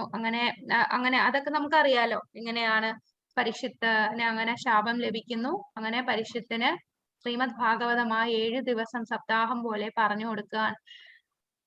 ഇവിടെയും പരീക്ഷിത്ത് ദുഃഖിതനായിരുന്നു. ഇത് ആരാണ്? ധ്രുവൻ. ധ്രുവൻ ഇവിടെ എന്താണ്? അർത്ഥം കാംക്ഷിച്ചതാണ് അല്ലെ? അർത്ഥം കാംക്ഷിച്ചു വന്ന ധ്രുവൻ ഭഗവാനെയാണ് സമീപിച്ചത്. ഇതാരാണ് ഈ പിക്ചറിൽ കാണിച്ചിരിക്കുന്നത്? ഇത് സുഗ്രീവൻ. സുഗ്രീവനും അവിടെ എന്തായിരുന്നു പ്രശ്നം? ബാലി സ്ഥാനം മേടിക്കാൻ ബാലി തന്റെ രാജ്യം കൈയടക്കിയിരിക്കുന്നു. അപ്പൊ ശ്രീരാമന്റെ സഹായത്തോടു കൂടി ആ രാജ്യം തിരിച്ചു കിട്ടാൻ, അതും ധനം കാംക്ഷിച്ചാണ് ഭഗവാനിലെ അപ്രോച്ച് ചെയ്തത്. എന്നിട്ടും എങ്ങനെ ചെന്നാലും, നമ്മൾ ഭഗവാനിൽ ചെന്നാലും അത് സുകൃതി തന്നെ ലഭിക്കൂ. ഇതാണ് നൈമിഷാരണ്യത്തിലുള്ള ഋഷിമാർ. ഈ നൈമിഷാരണ്യത്തിലുള്ള ഋഷിമാര് ശരിക്കും എന്താണ് സംഭവം എന്ന് അറിയാൻ വേണ്ടി ചോദിച്ചതാണ്. അതാണ് ജിജ്ഞാസു. കാഷ്വൽ ആയിട്ടുള്ള ഒരു എൻക്വയറി, സീരിയസ് ആയിട്ട് ചോദിക്കുകയല്ല. എന്നാൽ ഈ ഋഷിമാരടുത്ത് സൂത ഗോസ്വാമി ശ്രീമദ് ഭാഗവതം ശുകദേവ ഗോസ്വാമി പരിഷത്തിന് പറഞ്ഞു കൊടുത്ത കാര്യങ്ങളെല്ലാം ഈ സൂത ഗോസ്വാമി ഇവർക്കെല്ലാം പറഞ്ഞു കൊടുക്കുകയാണ്. ഇത് കേട്ട് ആ ഋഷിമാരും ജ്ഞാനികളായി മാറി. അവരും സീരിയസ് ആയിട്ട് കൃഷ്ണാവബോധം സ്വീകരിക്കാൻ തുടങ്ങി. അങ്ങനെ ഇതാണ് ഈ 4 കൂട്ടർ. ഇത് വളരെ ഇമ്പോർട്ടന്റ് ആയിട്ടുള്ള ശ്ലോകം. ബഹുനാം ജന്മനാമന്തേ ജ്ഞാനവാൻ മാം സപ്രപദ്യതേ വാസുദേവ സർവമിതി സമഹാത്മാസു ദുർലഭം. അസംഖ്യം ജനന മരണങ്ങൾക്കു ശേഷം ജ്ഞാനവാനായ വ്യക്തി സർവജ്ഞനാണ്. കാരണങ്ങൾക്കും കാരണഭൂതനും സർവവ്യാപിയും എന്ന് മനസ്സിലാക്കി എന്നെ അവർ ശരണം പ്രാപിക്കുന്നു. അപ്രകാരമുള്ള മഹാത്മാക്കൾ വളരെ വിരളമാണ്. അപ്പോൾ ഈ കൃഷ്ണാവബോധം എന്ന് പറയുന്ന അത്രയും വിരളമാണ്. ഭഗവാനെ മനസ്സിലാക്കി ഭഗവത് സേവനം ചെയ്യാൻ വരുന്ന ആൾക്കാർ അത്രയും എല്ലാവർക്കും എളുപ്പം കിട്ടുന്നതല്ല. എല്ലാവർക്കും ആ ഒരു മനോഭാവം കാണില്ല. ഭഗവാന്റെ അനുഗ്രഹമുള്ളവർക്ക് മാത്രമേ കൃഷ്ണാവബോധത്തിൽ വരാൻ സാധിക്കുകയുള്ളൂ. അത് ഭഗവാൻ തന്നെ പറയുന്നു. എത്ര ജന്മങ്ങൾ എടുക്കുമ്പോഴായിരിക്കും നമുക്ക് ഭഗവാനെ മനസ്സിലാക്കാൻ സാധിക്കുക. അസംഖ്യം ജനന മരണങ്ങൾക്ക് ശേഷമായിരിക്കും എല്ലാ കാരണങ്ങൾക്കും കാരണഭൂതനായത് ഭഗവാനാണ്, കൃഷ്ണനാണെന്ന് മനസ്സിലാക്കുകയും ശരണം പ്രാപിക്കുകയും ചെയ്യുന്നത്. നമ്മളൊക്കെ എത്ര ജന്മം എടുത്തായിരിക്കും നമുക്കിപ്പോ ഇത്രയെങ്കിലും ഈ ഭഗവത്ഗീത കേൾക്കാനും പറയാനും ഒക്കെ സാധിക്കുന്നത്. അങ്ങനെ നമുക്ക് ഭഗവാനിൽ തന്നെ ശരണം പ്രാപിക്കാൻ സാധിക്കും. അങ്ങനെയുള്ള മഹാത്മാക്കൾ വളരെ വിരളമാണ്. ഇനി നമ്മൾ മറ്റു ദൈവങ്ങളെ പ്രാർത്ഥിക്കുന്നതിനെ കുറിച്ചാണ് ഭഗവാൻ ഇവിടെ പറയുന്നത്. കാമൈസ്തൈസ്തൈർഹൃതജ്ഞാന പ്രപദ്യന്തേന്യ ദേവതായ തം തം നിയമമാസ്തായ പ്രകൃത്യാ നിയതാ സ്വയാ. ഭൗതികാഭിലാഷങ്ങളാൽ അപഹരിക്കപ്പെട്ട ജ്ഞാനത്തോടു കൂടിയവർ ദേവന്മാരെ ശരണം പ്രാപിക്കുന്നു. പ്രത്യേക നിയമങ്ങളും നിബന്ധനകളും അനുസരിച്ച് അവർ സ്വപ്രകൃതിയാൽ ദേവന്മാരെ ആരാധിക്കുന്നു. അപ്പോൾ ദേവന്മാരെ ആരാധിക്കുന്ന ഏതു കൂട്ടരാണ്?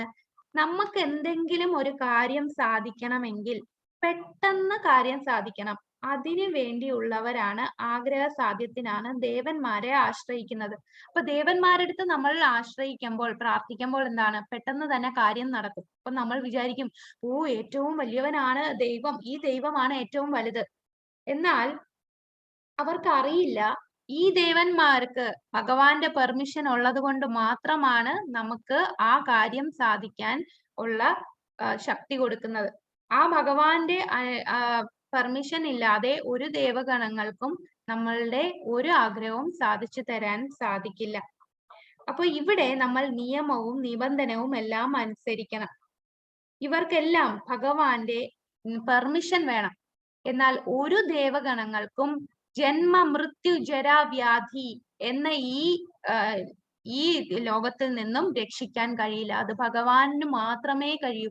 കാരണങ്ങൾക്കും കാരണമായ ഭഗവാൻ മാത്രമേ ജന്മ മൃത്യു ജരാവ്യാധി എന്ന ഈ 4 പ്രോബ്ലത്തിൽ നിന്നും നമ്മൾ രക്ഷിക്കാൻ സാധിക്കൂ. ബാക്കിയുള്ള ദേവഗണങ്ങൾ എന്താണ്?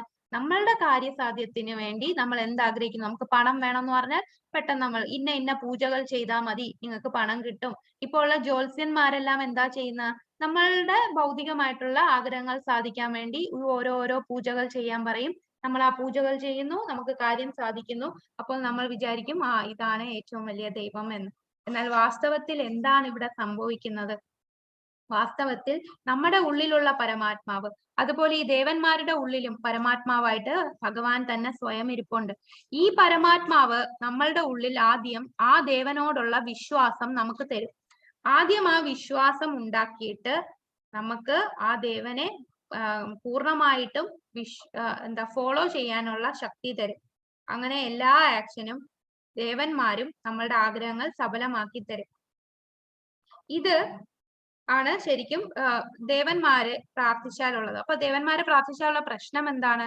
നമുക്കൊരിക്കലും ജന്മ മൃത്യു ജരാവ്യാധിയിൽ നിന്നും രക്ഷപ്പെടാൻ സാധിക്കില്ല. അതുപോലെ പെട്ടെന്ന് നമുക്ക് റിസൾട്ട് കിട്ടും. നമ്മൾ പ്രാർത്ഥിച്ചു, മാസങ്ങൾക്കുള്ളിൽ ഞാൻ ചോദിച്ച കാര്യം ദൈവം തന്നു എന്ന് വിചാരിക്കും. പക്ഷേ നമുക്ക് കിട്ടിയ ആ റിസൾട്ട് ചിലപ്പോൾ പിന്നീട് ഒരവസരത്തിൽ നമുക്കത് ദോഷമായി ബാധിക്കാം. അപ്പൊ ഈ ദേവന്മാര് തരുന്ന വരം നമുക്ക് നല്ലതാവണം എന്നില്ല. ഭാവിയിൽ നമുക്ക് എന്തെങ്കിലും ദോഷമായിട്ട് അത് വന്നേക്കാം. എന്നാൽ ഭഗവാൻ കൃഷ്ണനെ പ്രാർത്ഥിച്ചാൽ ഭഗവാൻ ഒരിക്കലും നമുക്ക് ഏറ്റവും ബെസ്റ്റ് ആയിട്ടുള്ള, നമ്മൾക്ക് അനാവശ്യമായിട്ട് എന്തെല്ലാം ആഗ്രഹങ്ങൾ കാണും, എന്നാൽ നമ്മുടെ പിതാവ് എന്താണ്, ആ കുട്ടിക്ക് ഏറ്റവും നല്ലത് ആയിട്ടുള്ളത് മാത്രമേ അച്ഛൻ മകന് കൊടുക്കുകയുള്ളൂ. അവന്റെ അനാവശ്യ ആഗ്രഹങ്ങളൊന്നും സാധിച്ചു കൊടുക്കില്ല. അതുപോലാണ് ഭഗവാൻ. ഭഗവാനെ പ്രാർത്ഥിച്ചാൽ നമുക്ക് ഏറ്റവും നല്ലത് എന്താണോ, ഭാവിയിലും നമുക്ക് എന്താണോ നല്ലത്, അതുപോലുള്ള വരങ്ങൾ മാത്രമായിരിക്കും, ആഗ്രഹങ്ങളെ മാത്രമേ ഭഗവാൻ സാധിക്കൂ. അപ്പൊ പറയും, ചില ജ്യോത്സ്യരൊക്കെ പറയും, കൃഷ്ണനെ പ്രാർത്ഥിക്കല്ലേ, കൃഷ്ണന്റെ ഓടക്കുഴല് വെക്കരുത്, നമ്മളുടെ ധനമെല്ലാം എടുത്തോണ്ട് പോകും. ഇതെല്ലാം വെറുതെയാണ്. ഭഗവാനാണ് എല്ലാം. ആ ഭഗവാന് മാത്രമേ നമ്മളുടെ ഏറ്റവും ബെസ്റ്റ് ആയിട്ടുള്ള കാര്യം തരാനായിട്ട് സാധിക്കുകയുള്ളൂ. യോ യോ യാം യാം തനും ഭക്ത ശ്രദ്ധയാർച്ചിതുമിച്ഛതി തസ്യ തസ്യാചലം ശ്രദ്ധാം താമേവ വിദധാമ്യഹം. ഞാൻ പരമാത്മരൂപേണെ സർവ്വഹൃദയങ്ങളും കുടികൊള്ളുന്നു. ഏത് ദേവതയെ ആരാധിക്കാൻ ആഗ്രഹിക്കുന്നുവോ ആ പ്രത്യേക മൂർത്തിയിൽ മുഴുവൻ ശ്രദ്ധയും കേന്ദ്രീകരിക്കത്ത വിധം ഒരാളുടെ വിശ്വാസം ഉറപ്പിക്കുന്നത് ഞാനാണ്. കണ്ടോ, ഇവിടെ ഭഗവാൻ തന്നെ പറയുകയാണ്, നമുക്ക് ഏതേലും ഒരു ദേവനെ വിശ്വാസം ഉണ്ടെങ്കിൽ, മഹാദേവനിലാണ് നമ്മളുടെ വിശ്വാസമെങ്കിൽ ആ മഹാദേവനിലുള്ള വിശ്വാസം ഉറപ്പിച്ചു തരുന്നത് ആരാണ്? ഭഗവാൻ തന്നെയാണ്. അപ്പൊ മഹാദേവൻ എന്ന് പറയുന്നത് വൈഷ്ണവാനാം യഥാശംഭു, വൈഷ്ണവന്മാരിൽ ഏറ്റവും വലിയവൻ വൈഷ്ണവനാണ് ശംഭു. അപ്പൊ നമ്മൾ മഹാദേവനെ ഭൗതികമായിട്ടുള്ള ആഗ്രഹങ്ങൾ പറഞ്ഞാൽ മഹാദേവൻ പെട്ടെന്ന് അത് സാധിച്ചു തരും. നമ്മൾ ഭൗതികമായിട്ട് ഒരു ആഗ്രഹവും ഇല്ലാതെ നമുക്ക് എന്താണ് ജീവിതത്തിന്റെ ലക്ഷ്യം, ജീവിതത്തിലെ സത്യം എന്താണ് എന്ന് നമ്മൾ ഒന്ന് പ്രാർത്ഥിച്ചു നോക്കൂ. മഹാദേവൻ തന്നെ നമ്മളെ കറക്റ്റ് റൂട്ടില്, ഭഗവാൻ കൃഷ്ണനാണ് എല്ലാം എന്ന് മനസ്സിലാക്കുന്ന ആ ജ്ഞാനത്തിലോട്ട് കൊണ്ടെത്തിക്കുകയാണ് ചെയ്യുന്നത്. അപ്പൊ നമ്മൾ ഏത് ദൈവത്തിനെയും മെറ്റീരിയൽ ആയിട്ട് ഒന്നും ആഗ്രഹിക്കാതെ പ്രാർത്ഥിച്ചാൽ നമുക്ക് സത്യത്തിന്റെ വഴി ആ ദേവന്മാര് തന്നെ കാണിച്ചു തരും. കാരണം മറ്റു ദേവഗണങ്ങൾക്കൊന്നും ജന്മ മൃത്യു ജരാവ്യാധി എന്ന ഈ ദുഃഖത്തിൽ നിന്ന് നമ്മളെ രക്ഷിക്കാൻ സാധിക്കില്ല. ഇവിടെ ജനിക്കും മരിക്കും, അതിന്റെ ഇടയ്ക്കുള്ള ചെറിയ ചെറിയ കാര്യങ്ങൾ മാത്രമേ മറ്റു ദേവഗണങ്ങൾക്ക് എല്ലാവർക്കും നമ്മളെ സഹായിക്കാൻ സാധിക്കും. നാഹം പ്രകാശ സർവസ്യ യോഗമായ സമാവിർതഃ മൂഢോയം നാഭിജാനാതി ലോകോ മാമജമവ്യയം. ബുദ്ധിയില്ലാത്തവർക്കും മൂഢന്മാർക്കും ഞാൻ ഒരിക്കലും പ്രത്യക്ഷനാവില്ല. യോഗമായ എന്ന എന്റെ അന്തരംഗ ശക്തി അവരിൽ നിന്ന് എന്നെ മറച്ചു വെക്കുന്നു. തന്മൂലം അജനും അവ്യയനുമാണ് ഞാനെന്ന് അവർ അറിയുന്നില്ല. അപ്പോൾ നമ്മൾ മനസ്സിലാക്കുക, ഇത് മനസ്സിലാക്കാത്ത ഈ ദൈവം ഒന്നുമില്ല എന്ന് പറയുന്നതും, അവർക്ക് ഭഗവാൻ വിചാരിച്ചാലേ നമുക്ക് ഭഗവാനെ മനസ്സിലാക്കാൻ സാധിക്കും. ഭഗവാന്റെ യോഗമായ അവരെ മൂടിയിരിക്കുകയാണ്, അന്തരംഗ ശക്തി അവരിൽ നിന്ന് മറച്ചു വെച്ചിരിക്കുകയാണ് ഭഗവാനെ അങ്ങനെ എല്ലാവർക്കും മനസ്സിലാക്കാൻ സാധിക്കില്ല. അവ്യയനുമാണ് അജനുമാണ് ഭഗവാൻ എന്ന് അവർ അറിയുന്നില്ല. ഭഗവാൻ തന്നെ ഇതെല്ലാം നമ്മളടുത്ത് പറയാൻ. ഹരേ കൃഷ്ണ മഹാമന്ത്രം നിരന്തരം ജപിക്കൂ. നമുക്ക് ഭഗവാനെ കൂടുതൽ ഭഗവാൻ തന്നെ സ്വയം നമുക്ക് കാണിച്ചു തരും ഞാൻ ആരാണ് എന്ന്. വേദാഹം സമതീതാഹി വർത്തമാനാനി ചാർജുന ഭവിഷ്യാണി ച ഭൂതാനി മാം തു വേദന കഞ്ചന. ഹേ അർജുന, പരമപുരുഷനായ എനിക്ക് പണ്ടുണ്ടായതും ഇന്ന് സംഭവിക്കുന്നതും മേലിൽ വരാൻ പോകുന്നതും എല്ലാം അറിയാം. എല്ലാ ജീവജാലങ്ങൾക്കും എനിക്ക് സുപരിചിതനാണ്, പക്ഷേ എന്നെ ആർക്കും അറിയാൻ വയ്യ. അപ്പൊ നമ്മളുടെ പാസ്റ്റ്, പ്രസന്റ്, ഫ്യൂച്ചർ ഇതെല്ലാം ഭഗവാൻ അറിയാം. എല്ലാ നമ്മൾ എന്ന് പറഞ്ഞാൽ നമ്മൾ മനുഷ്യര് മാത്രമല്ല, ഓരോ ജീവജാലങ്ങളും, പക്ഷിയായാലും മൃഗമായാലും മത്സ്യം ജലത്തിലുള്ള ജീവികളായാലും ഇൻസെക്ട്സ് ആയാലും എല്ലാ ജീവജാലങ്ങളിലെയും അവരുടെ എന്താണ് പണ്ടുണ്ടായതും, പണ്ട് നമ്മളുടെ ഏത് ജന്മമായിരുന്നു നമുക്കൊന്നും ഓർമ്മയില്ലല്ലേ. അപ്പൊ ഇനിയുള്ളതും എല്ലാം ആർക്കറിയാം? ഭഗവാൻ അറിയാം. പക്ഷേ എന്നെ ആർക്കും അറിയാൻ വയ്യ. സാധിഭൂതാദി ദൈവം മാം സാധിയജ്ഞം ചയേ വിധു പ്രയാണകാലേ മാം തേ വിധുർയുക്ത ചേതസ. എന്നെ അറിയുകയും എപ്പോഴും എന്നെ കുറിച്ചുള്ള ബോധം പുലർത്തുകയും ചെയ്യുന്നവർ ഭൗതിക പ്രപഞ്ചങ്ങളുടെയും ദേവന്മാരുടെയും സർവയജ്ഞങ്ങളുടെയും നിയന്താവായ ഭഗവാനാണ് ഞാൻ എന്നറിയുന്നവർ മരണസമയത്തു പോലും എന്നെ സ്മരിക്കുന്നു. അപ്പൊ നമ്മൾ ഇതാണ് അറിയേണ്ടത്.